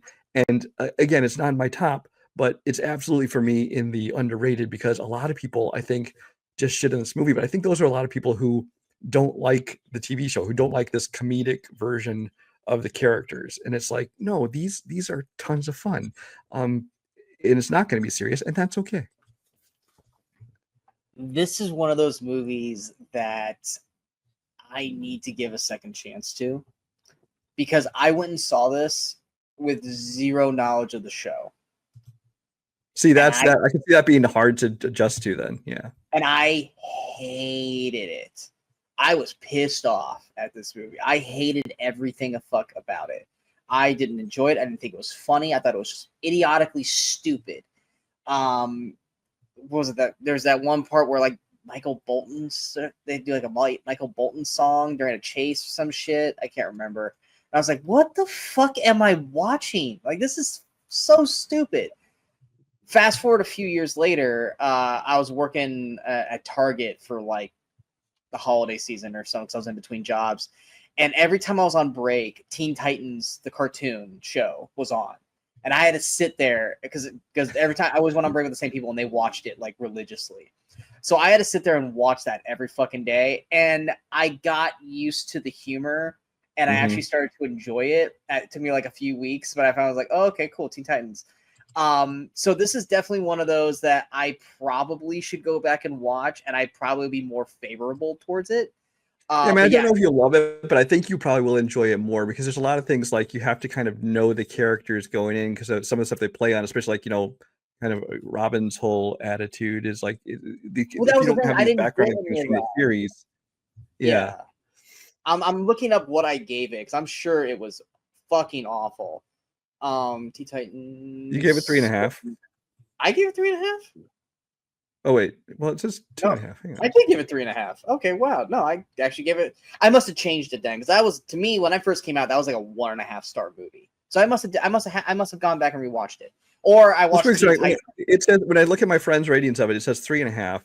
But then when I click on it, it goes to your review, which gave it 2.5. So you must have watched it a second time and gone up. Yeah, I must have like, after the whole Teen Titans like rewatch, went back and actually like, oh, okay, this is actually that bad, and I changed it. But yeah, I remember just fucking. You said here the movie. Here's part of your review. The movie tries so hard to be meta that it comes off like a G-rated Deadpool. I don't disagree, but I consider that a good thing. But once again, though, that was before I watched the show. But yeah, okay, then I did give it a rewatch, and I actually ended up enjoying it. So okay, so I don't have to watch it again. It's fine. I feel like we might have the same number one. No, I doubt it. Is yours not a Leica? It's not like it. Then this has to be in your top 5 because I know you love this movie. I'm sure it is. Yeah. Okay. Does it have to do with an instrument? No. Really? Oh, the one in my top 5 does, yes. Not my underrated. Do you want me just to wait and talk about it then? Sure. Okay. Let's wait. My number 1 is going to be in Brian's top 5, so I'm just going to hold off on that because he's going to talk about it, and I'll let him. And since it's something more of his favorites, I'll let him and then I'll add to it because I probably won't have as much to say about it as he will. So my number 1 will hold off until Brian brings it up. So what's your number 1? My number 1 underrated animated film for the 2010s is from an animation company that I'm not even sure they've done anything since then, and that's Rango. Rango is put out by Paramount. I want to say that they did a Strange World thing, but that wasn't even the same animators. It's just the same studio. Rango is a movie that's it's weird. It's almost got like a Terry Gilliam kind of tone to it. The voice performances, it's got a great voice cast, starting with Johnny Depp as the main character and going to Bill Nighy and everybody else in the cast. Great cast, all doing great characters, but it's a weird one. This is one that I think is not so much for little kids because they're going to be probably bored. It's not musical or anything. It does plenty of comedy. But I think the animation looks so good. Both the creation of the characters and the way everything moves, it looks so good. I think that the story is a lot of fun. It's kind of it's a Western, but done in this animation with animals, with an iguana or chameleon. I'm sorry, as your main character. It has. I love it. If you ever watch the way they made this film, basically the actors they put all in a room and had them actually act out every scene. I mean, you see like Johnny Depp like sitting on a chair pretending it's a horse and riding along, and they basically act out the entire scene while they were doing voice work so that they could animate to kind of get all the facial expressions and everything to it. And look, I almost wish they would have made a special feature on the disc of like we could watch the whole movie that way because they looked like they were having a blast making this movie. But this is a movie that's it's very unique. It's not really like anything else that's out there, both in terms of animation and in terms of its story and its tone for an animated film. And like I said, I kind of was looking forward to seeing what else this animation studio would do. It's actually, I think it was partially produced by, I want to say by George Lucas or by Lucasfilm, but with Paramount. But they never did anything more. And I don't know why. I mean, the movie didn't do great money because like I said, it's not as easily accessible. It's not a musical. It's not aimed at little kids. It's not so cutesy. But I wish they would have done more like this because this is like I like when I get to see something different in animation, which is why things like Spider-Man, Spider-Verse, get to break out because it's something different, something we haven't seen before. But this is a movie that just is underrated and needs to be seen by more people. I have never seen it. And it's one of those too where it's like there have been so many times where I'm like trying to find stuff to watch and I see Rango and I'm like, you know what, I should watch this. I've been meaning to watch this, and then like I was like, well, let me look at everything else before I officially, and then I find something else. There's probably been at least 10 times where I've been like, all right, I'm gonna watch Rango, and then I end up just going off to something else. And I will say, at least for the parts of the behind the scenes things, that's what they do for a lot of my favorite video games, is they'll act out everything. That's why I love watching behind the scenes for like The Last of Us, because they did that shit, and like Uncharted. I basically Naughty Dog. I love watching them do the behind the scenes like acting of it with the real cast. So I totally agree. I love watching that shit. Or probably the most memorable one is Benedict Cumberbatch doing Smaug, because that's just an enjoyable watch to watch them crawl around the floor freaking the fuck out. But yeah, Rango has always been on my watch list, and I just have never watched it, so I really can't. Yeah, because it's definitely, because I was looking back over my review, and I think what I love about it is just that it is so gleefully weird. Because it's just like there were times I'm watching the movie thinking like, what were these fucking writers smoking? Because not only just to think of these weird scenes at all, but also to put it in animated film. It was ILM, as I talked about it, that had to do it with Paramount. Also has a score by Hans Zimmer, which I think is awesome. It's very close to like his Sherlock Holmes score, kind of in terms of the sound of it and kind of instruments he uses. That's really well done. And most of all, like I said, it's Johnny Depp as the lead character. It's kind of almost Captain Jack Sparrow. It may be a little closer to like his Pearl Duke, was that his name? In Fear and Loathing in Las Vegas. See, that's But what I always chalked Rango up as. It's like yeah, just an animated version of Fear and Loathing in Las Vegas. And it's it like, kind of, I mean, really wanna it's a watch Western, but it very much feels like that. And for me, that's a great combination. So I don't think I've ever even seen Fear and Loathing in Las Vegas, but I see enough of like snippets of it to be like, okay, I think I get the gist of what Rango is. But yeah, I really should check that out at some point. So yeah, going to our top 5 of the 2010s. Like I said, I was going to talk about Coco and Tangled as honorable mentions, but we already talked about them, so I'm going to move on from that. I love my top 5, and it's not like I could easily see how every one of these could be in the number 1 spot. So for me, kind of like was it the 90s or the 2000s where it was like 1A, 1B, 1C? I think it was the 2000s. This is like 1A, 1B, 1C, 1D, 1E for me. I love all of these movies so much, but I'll go ahead and knock out one that you did not like, which was Inside Out.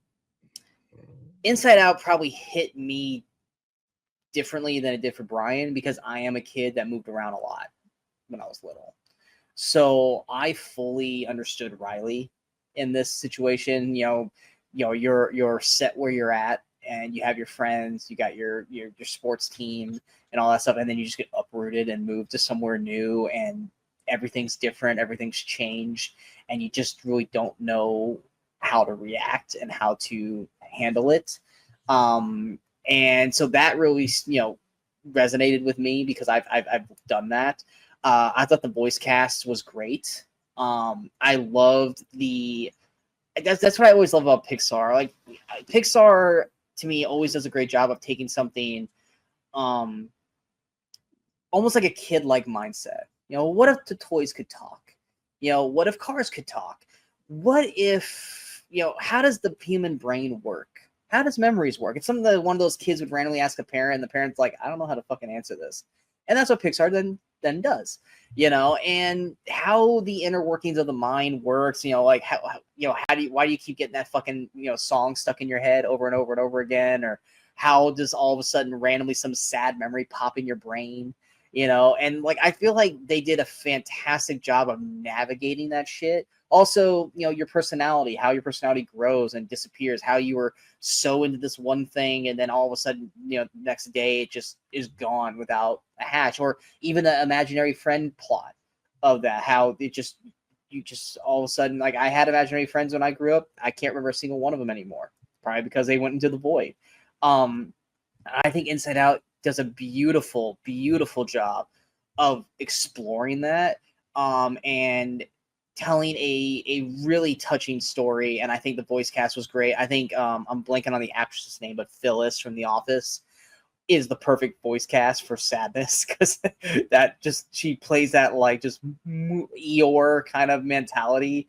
And Amy Poehler, she is like a golden retriever, so she's the perfect one for happy. And I think I casted everyone perfectly in the role, and I love that movie. It is easily in my top 10 of Pixar, maybe even my top 6, mainly, and that's because like the Toy Stories take up so much of it. So like my top 10 Pixar really is more like my top 5. If you just put all of Toy Story in like just one slot, then you can actually have a legit top 10. But yeah, Inside Out is definitely in that group for me. What's your first one? So my first one, I wasn't actually going to put on the list, but I did because it's gonna be my only overlap, and that's Paranorman. I just love Paranorman. I could not leave it off of my list because I wanted to put just one Leica on the list, but I decided I couldn't leave this one off because I really do enjoy it that much. So it's gonna make the number 5 slot on this, and I've already talked about it in detail. So. Okay, do you want to go ahead and go to your number 4? Sure. Well, number 4, maybe to make up for it, I almost want to cheat and do a double on 4 because I couldn't decide which one to put on here. And honestly, I think you helped me make my decision. Lego Batman and the Lego Movie. The Lego Movie could have been just a stupid cash-in throwaway movie. Yeah, especially when it's the way it started. Yeah, but it's so fucking funny and it's so well done. And I love the way they do the animation style where it's made to look like it's really just being made with stop motion with Legos, Lego. which for the most part it was not. It was done in computers, but just made to look that way. But I think that the way they do the animation to make it look that way is so perfect. The comedy that they use. Was this Lord and Miller? I want to say it Yes. was. Yeah, Yeah, it was Lord. the comedy is spot on. Love everything about it. I love the way they use, because Legos do exist across so many different brands and DC and Star Wars and all these kind of things. They can bring all these characters in either as main characters or just as like little cameos, and of course all the voices they got for like all-star cast for even the smallest one-line characters. Everything about that just was such a pleasant surprise. So it's not underrated, so I didn't put it on that list. But if we had a most surprising list, it would be probably top of the list, because I would not have expected a movie that sounds like a cash in, an animated Lego movie, to be good. But that one I loved. But then they came out with the Lego Batman movie, which, especially after hearing you talk, just kind of reminding me of stuff that I liked in the movie. I think I liked even more than the Lego movie. I love them both. I did. I love them both. But Lego Batman, I think, is just so much fun. It might be one of my favorite Batman movies of all. I consider it better than most all of them. And for all the same reasons. I mean, it's just the style of the animation, the characters, the voice cast, the comedy, again, kind of the meta-ness of a lot of it. It's just so perfectly done. By this point, I wasn't surprised by it, because we had seen the Lego movie, so I kind of knew what to expect going in. But I still love this every bit as much, if not actually a little bit more. Yeah, I mean, with Lego movie, I remember going into that, and the whole everything is off is awesome in the beginning. I was like, oh my god, I'm going to hate this fucking film, because it's so ungodly annoying. The first 5 minutes. That song is an earworm, which will get stuck in your head for days. Yes, and I'm just like, okay, now this is just loud and obnoxious. This is what the movie's going to be, is loud and obnoxious. But then once it finally slows the fuck down and starts to actually develop a story, you really start to like really feel things for like Emmett and Wild Style. Wild Style, yeah. Yeah, and then you add in all like the characters, like Lego Shaquille O'Neal and Lego Turtles and Lego Superman and all that. It's actually a lot of fun. And then you add the live action aspect of it at the end, the whole like Will Ferrell as the father and the kid. It's his collection. Don't touch it. You find out that like it's this kid's imagination, and the villain's actually his dad. It's like, oh wow, this is actually hitting on different layers. The moment the dad realizes, like, oh, you see me as the villain, and it's like that whole moment. Oh, I love that. So and the glue is because you don't touch my shit. It's supposed to be frozen. And all that is just like, oh my god, this movie is hitting on so many fucking different layers that I was not. And then when they bring in his little sister with the Duplo blocks, oh, I love that. Which is why I think 2 kind of fails, because I think they just kind of rushed through that in 2, and they just went and did like other stuff, which I mean, it was still all sister centric, but to me, just didn't hit as well as the first movie.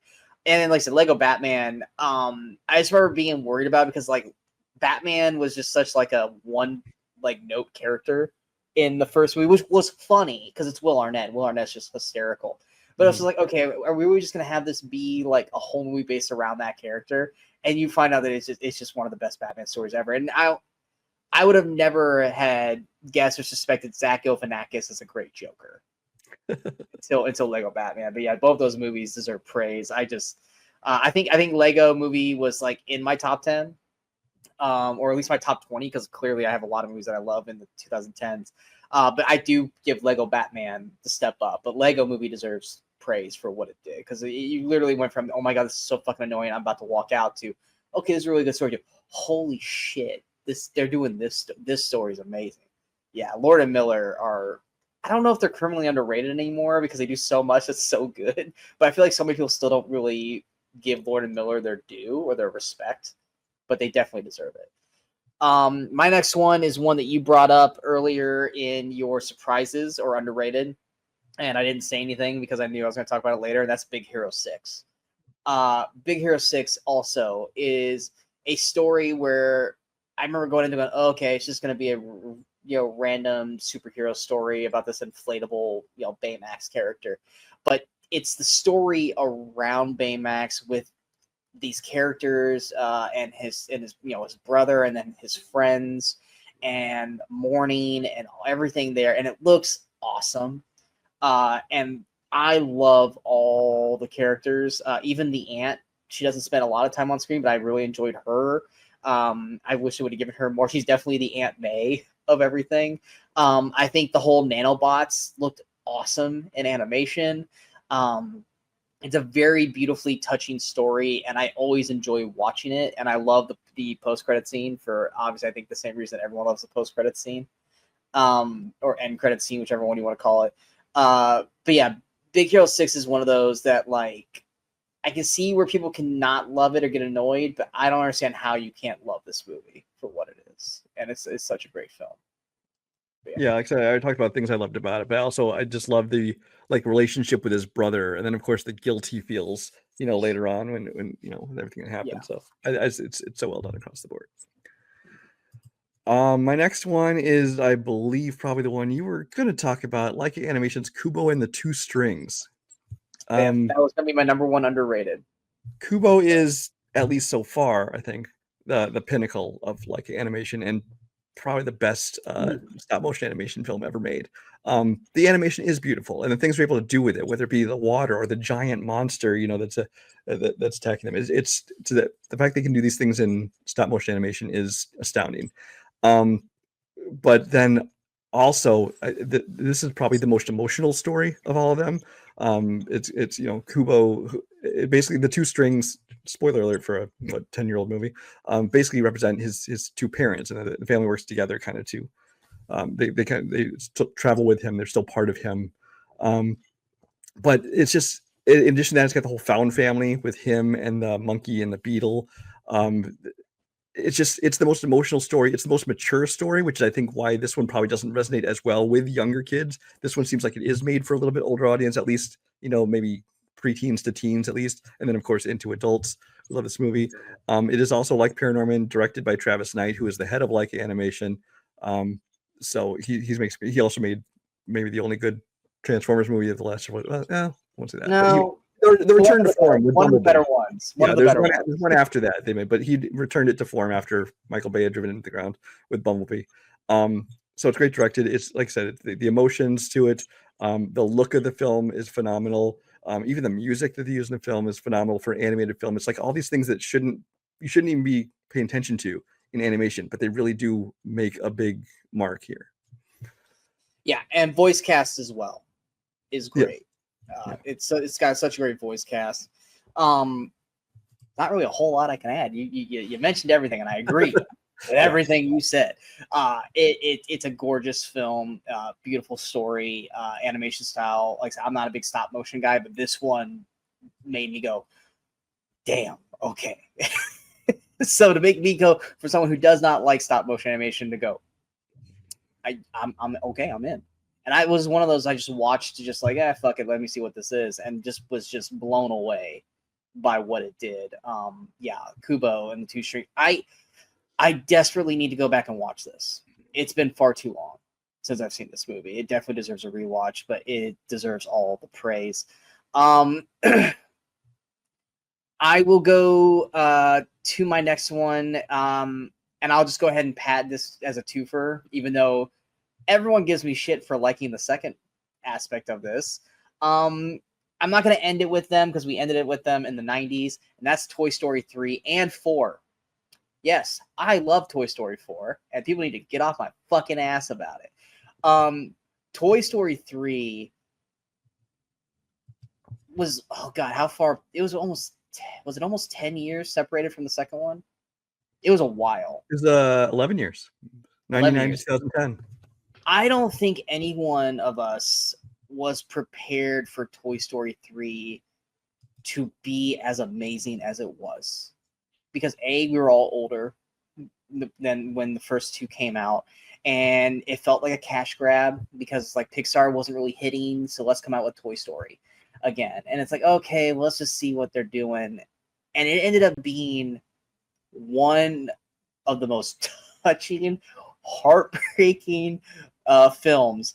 And I am also one of those guys that cried his eyes out at multiple times in this movie when they accepted their fate and they were going to go down the oh god, what was it's not a garbage chute, but the fire Incinerator. The incinerator. Thank you. I was just like, are they really gonna fucking end this movie this way? Like, what the fuck? But I was like, because like it's like normally we'd be like, no, but it's like, no, this is Pixar. Pixar would totally fucking do this, And of course, the very very end with Andy, giving his toys to, I can't remember what the girl's name is, Bonnie. Bonnie,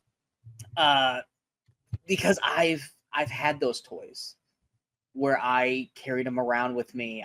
I still have them, like 2 of them. That I've held on to because I can't get rid of them. One of them is like this little beanbag snake that I called R2D2, and another one, I was a kid, so naturally R2D2. And then I had this like black bat that I found. I remember I found it. My dad, he was a buyer. I can't remember for what company, and it was like I think we were getting ready. He was doing a Christmas party or whatever, so we were like up there, and like he was getting dressed up because he always was Santa. And we were like kind of like in the warehouse or whatever, and they still had some old Halloween shit. And I found this old stuffed animal like bat. It was a little bat, and his name was Batty because I was a kid. I had no imagination on names, and I still have is Betty. Sorry, I had a Ferngully yes, moment. and I still have them. They sit on in front of my TV, and they're my Woody and Buzz, and they have survived decades with me. So I totally understood the Andy aspect of the end of that movie where he's explaining how important these toys are and who they are. And then that like moment when he's getting in his car and he looks back and she does the little wave with Woody and he feels like, oh my God, like this I feel even well up now because it works so fucking well for me. Toy Story 4, I think gets hate on way too fucking much. I think Toy Story 4, it's not on the same like length as the first 3, but it is still such a beautiful story. And I think it's also one of the best written villains. Is it Sally? It's a Sally doll, I think is what it is. I remember watching it in Gabby, yes. Everyone wants to talk about the bear in Toy Story 3, which was well written. That bear's story is heartbreaking, just like Jesse in 2.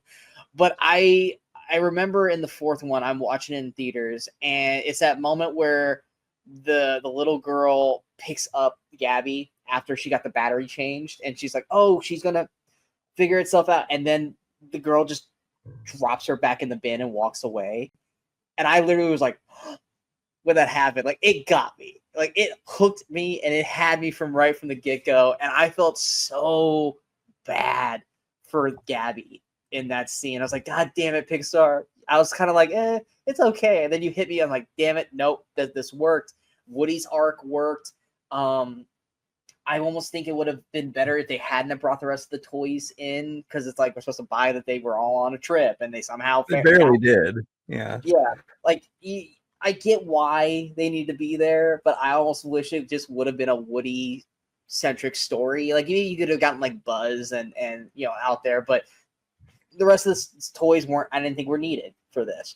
And Keanu Reeves' character was great. It was one of those where it's like, okay, yeah, we'll see what he does. But sorry, I got the hiccups all of a sudden. But he was hilarious in it. And even Key and Peele as the bunny and was it a bear? I think a bunny and bear. They were a duck. Yeah, it was Bunny and a duck.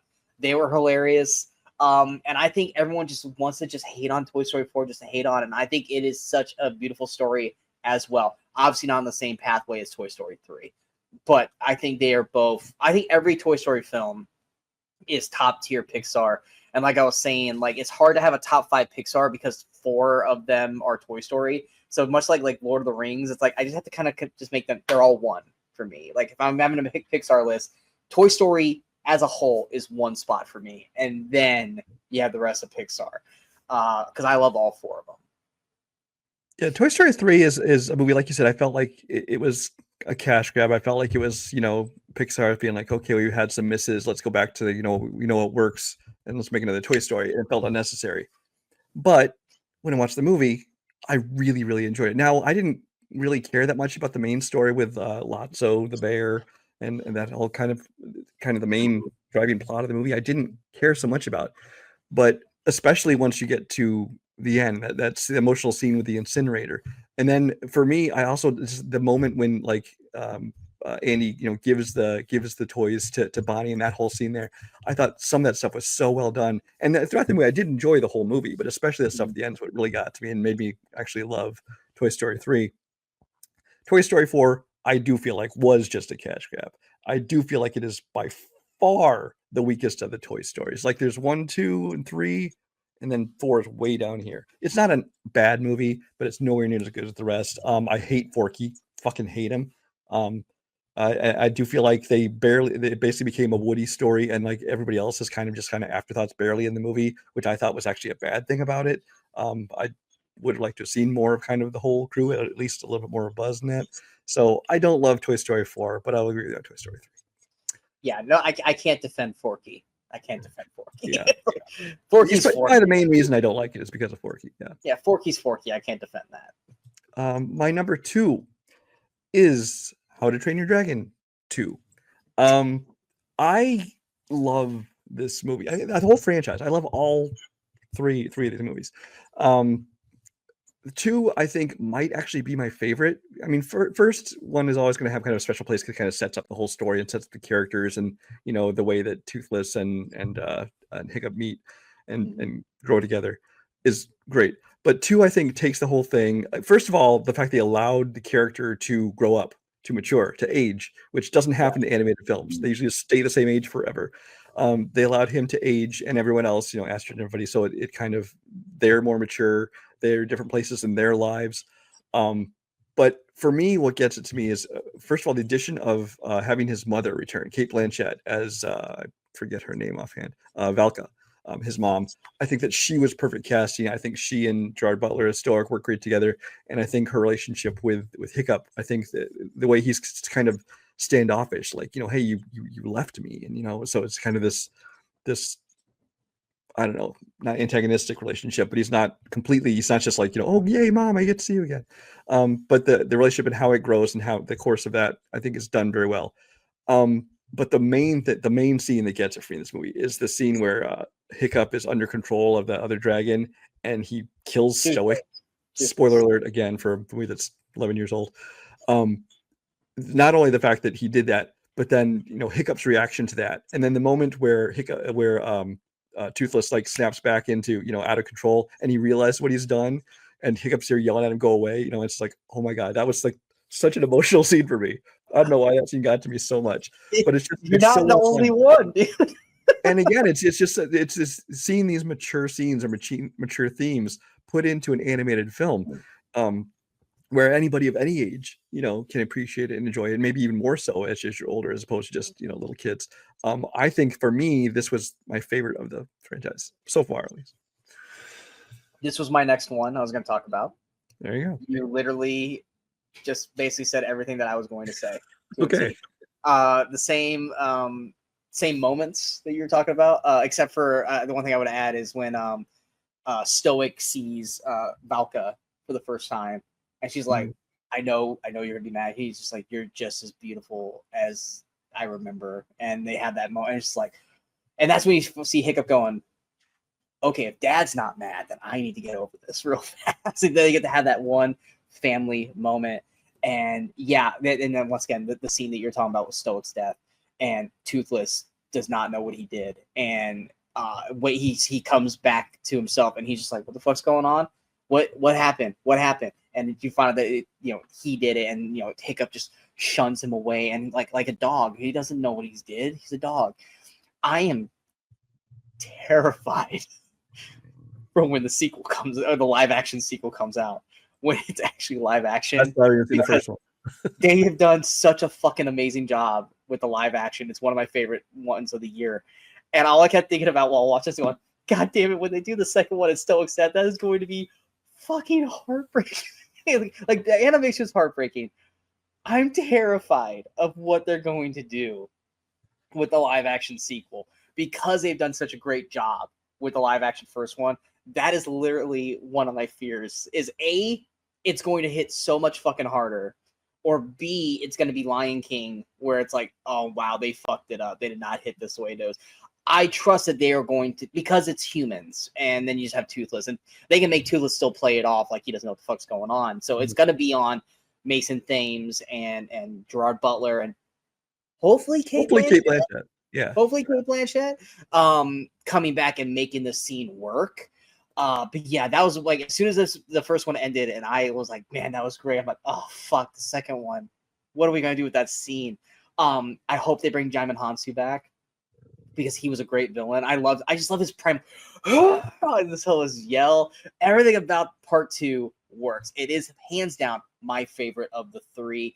And it is, it broke my heart, that scene. I love the second half of Train Your Dragon. It's my favorite one, and I cannot wait to see what they do with the live action version of that. So we both just got the one left, right? Yeah. You know what's fun? What I find out, this is now our 3rd episode, and we've had at least the same last 3 each time. We seem to be just such on a wavelength that our top 3 are always the same top 3. Yeah, and it's weird. We both have Emoji Movie as a number 1. Great. Exactly. We gotta love the shit emoji. No, I touched on it at the very, very beginning of the episode. Our number 1 is obviously Spider-Man Into the Spider-Verse. There's no other. It's not even close. There's no other choice. To me, like I said, I love all 5 of these movies so much. Like the Toy Stories, How to Train Your Dragon 2, Spider-Man. There is not one that, like, to me, they're all like right here. Spider-Man Into the Spider-Verse, I remember when they announced this, I think it was like general disdain when they announced this movie, because we had just gotten through Andrew Garfield, we had just gotten Tom Holland. It's like, oh, now we're gonna do animated Spider-Man. I'm like, which has been Sony's problem the whole time, is that Sony is like, they try to overmilk this franchise and they end up just fucking it up every time. Like with the Andrew Garfield, where they're already trying to set up like all these other, there's gonna be a Sinister Six movie and all these other solo movies. Yeah. Like, slow the fuck down. And like, oh no, while we're doing this Tom Holland one, we're also gonna do an animated one. And we're like, oh, do not learn from your mistakes. Exactly. It's we were wrong. We don't need this movie. And then they're like, well, we'll put like, was it 5 minutes of it at the end of Venom, which I was like, I remember staying through the credits, like I already fucking hated Venom. It was like, I guess I'll see.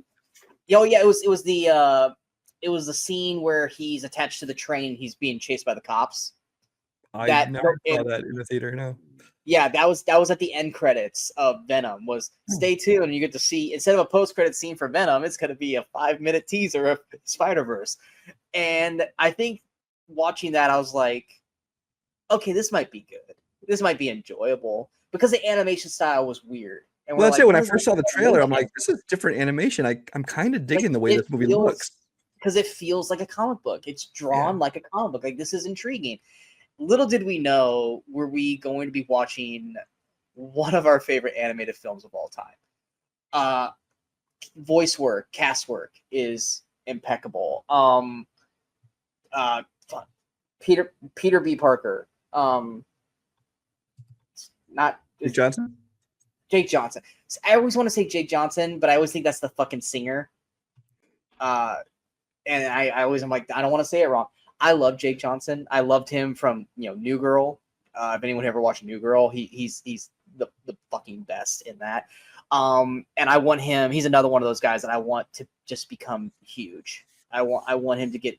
I want everyone to see what I see when I see him, and him just become one of the better, bigger comedy acts in Hollywood. He's so great at playing Peter B. Parker. I love, like, we got Chris Pine to be Peter A. Parker. And like that little bit, Liev Schreiber was a fantastic Kingpin. I know you're not a huge fan of Spider Noir, but Nick Cage was great as Spider Noir. I'm excited to see he's great in this. I don't think we needed to have a live action series, but he's great in this. I'm excited to see what he does. I'm excited to see where they go with it. Is it John Mulaney who's Peter Porker? Yes. Or Spider Pig? Yeah. I love John Mulaney, so his thing's great. Like, the animation style is fantastic. The Prowler looks fucking horrifying, and like as much as you can make him horrifying in this kind of respect. And then, of course, the whole Miles Morales storyline. I knew who he was, but I really didn't know anything about him storyline wise. So for me, this was it was more just like, why do we fucking need a new Spider-Man? We got Peter Parker. We don't need a fucking new Spider-Man. And his story was so good. And then you add his parents, which felt real. His parents felt real in this. I could keep going, but I want Brian to have some things to say. So go ahead, Brian. I mean, I agree with everything you said for starters. But I will say two things that really stood out for this for me. One, the animation. It was gorgeous. And I loved how, and we'll get into it next week or with the sequel. But starting with this one, like they have so many different styles of animation, but they're all blended together. Like each Spider-Man from their own universe has a different look to the style of the characters and the style of the animation, and it all blends together so perfectly to make this great story. It's so well done, and it's just so unique the way this thing is done. And that's why when I saw the trailer, the look of it was the one thing that drew me in. Goes, oh, maybe this will be at least worth seeing just because it'll look cool. Little did I know how much I would actually just enjoy the story and characters and everything too. And that's the other thing I love about this movie. This is produced by Lord and Miller. It's co-written by Phil Lord. And you can tell their fingerprints are all over this movie. It's because it feels very much kind of like the Lego movie, where you have this huge cast of characters, and the amount of comedy they're willing to put in, they are able to put into it. And just from one-liners to the smallest cameos to the most major characters, the comedy works throughout it. But then it also still has a ton of heart, especially between Miles and his parents. I think the scenes with them, where it's not action, it's just Miles and his parents, are some of my favorite scenes of the entire movie. Because I think it's so well done, both in the voice acting and the way it's animated. You can feel the emotions through all this. My favorite character by far, Gwen Stacy, voiced by Haley Steinfeld. She's which we love Haley Steinfeld in general, but yeah, we love her anyway. But even if she didn't do the voices, I love this character and all these characters. Like Miles Morales, like you, I'd heard of him. He was like, oh, that's that new Spider-Man they made up. Like why do we need a second Spider-Man? I basically knew of him, but didn't know anything about him. Same thing with Gwen Stacy as Spider-Gwen, or she has another name they use sometimes too. I don't remember it offhand.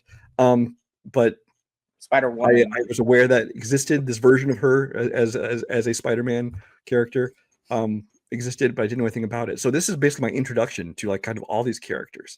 And I loved every single one of them. And then, it carried over into the sequel, which we're going to talk about because it'll probably make it, maybe onto our overrated list just kidding.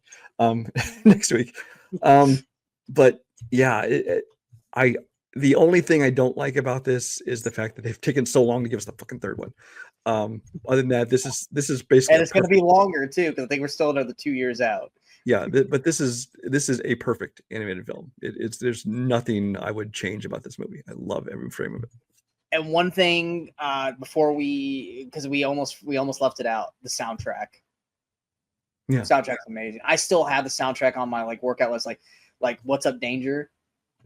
Is such a great song, and the moment that they play that song too, which is that his I'm finally Spider-Man moment, is such a beautifully well shot scene. The music drops or the needle drops are perfect in it. It's the first time I actually cared to listen to a oh god, what the fuck's his name? Sunflower. No, not Kendrick Lamar. Sunflower song. I don't know who sings it. I'm not the person to ask about modern music. Just saying. Yeah, the tattoo singer that everyone loves. I Post Malone. Yeah, I'm not a Post Malone guy, but Sunflower is actually a really good song because of Spider-Man. I'll listen to Post Malone for that, but I'm not a huge Post Malone fan. But yeah, Spider-Man Into the Spider-Verse was, and I remember you and I when it came out, we were like, man, it's so not going to win the Oscar, but we fucking wanted to. And it was like watching like a kid hitting a home run when they announced that it won. We're like, oh, yes! Oh my god, it fucking won! It was like the little franchise that you did not think was ever going to get it to do. And now, like I said, Sony has been coming out with strong animated films since Spider-Man, and it's contending now with Pixar, maybe even has jumped Pixar in terms of quality over the last couple of years, which I know is hard to say. But I feel over the last, since Spider-Verse came out, if I'm ranking them, I would say Sony animation has been stronger than DreamWorks, and Disney/Pixar in terms of quality. I get more excited for Sony animation stuff now than I do those. Because they just they're doing stuff. They're using a different animation style. Their stories feel stronger right now. They don't feel like rehashed stuff. And I'm excited when we see Sony come up on screen, knowing that it's an animated Sony. But yeah. So what was your guys's favorite films of the 2010s? Did we name them here? Is there something that we left out? Are you mad with our overrated? I'm sure you will be, because there's a lot of them that I attacked. Definitely. And of course, Brian's left Studio Ghibli alone. Is he going to continue, or do you have some in 2020s you're going to attack? Your smile tells me all I need to know. I'll have to look closely. I haven't looked completely at my 2020 list, but I'm guessing there'll probably be something on there. Chances are good. Outlook looks positive that he's going to put it this way. Did they put out a film in the 2020s? Yeah, it's probably on there. I'm surprised you even watched it. But anyway, let us know in the comments below what your guys' thoughts were on the 2010s. Coming up next, we are at the end of summer. Our summer movie review is already out now. We will go over everything we went off in the summer. But with summer ending, that means the fall movie season is on its way. So we're going to be going over everything that's coming out this fall throughout the rest of the year, letting you guys know what we're excited about, what we're not excited about, and if we think there's going to be any surprises that at least we know of as of right now coming out this year, because there's still probably about a good 20, 30 movies that we probably haven't even heard of yet that are still going to get released this year. Fall, end of year is always real question marky for us because we just don't know everything that's coming out yet. But that'll be coming out here within the week. And then, of course, next week we'll have the 2020s, the final episode of the Decades of Animation, as well as our end-of-month review, where we will be going over all the movies that we saw in August. There's a pretty hefty list. So, we got a lot to talk about.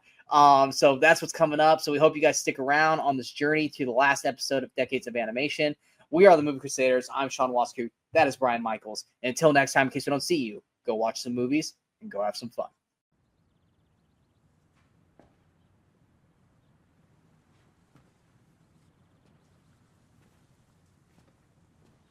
You're still here. It's over. Go home.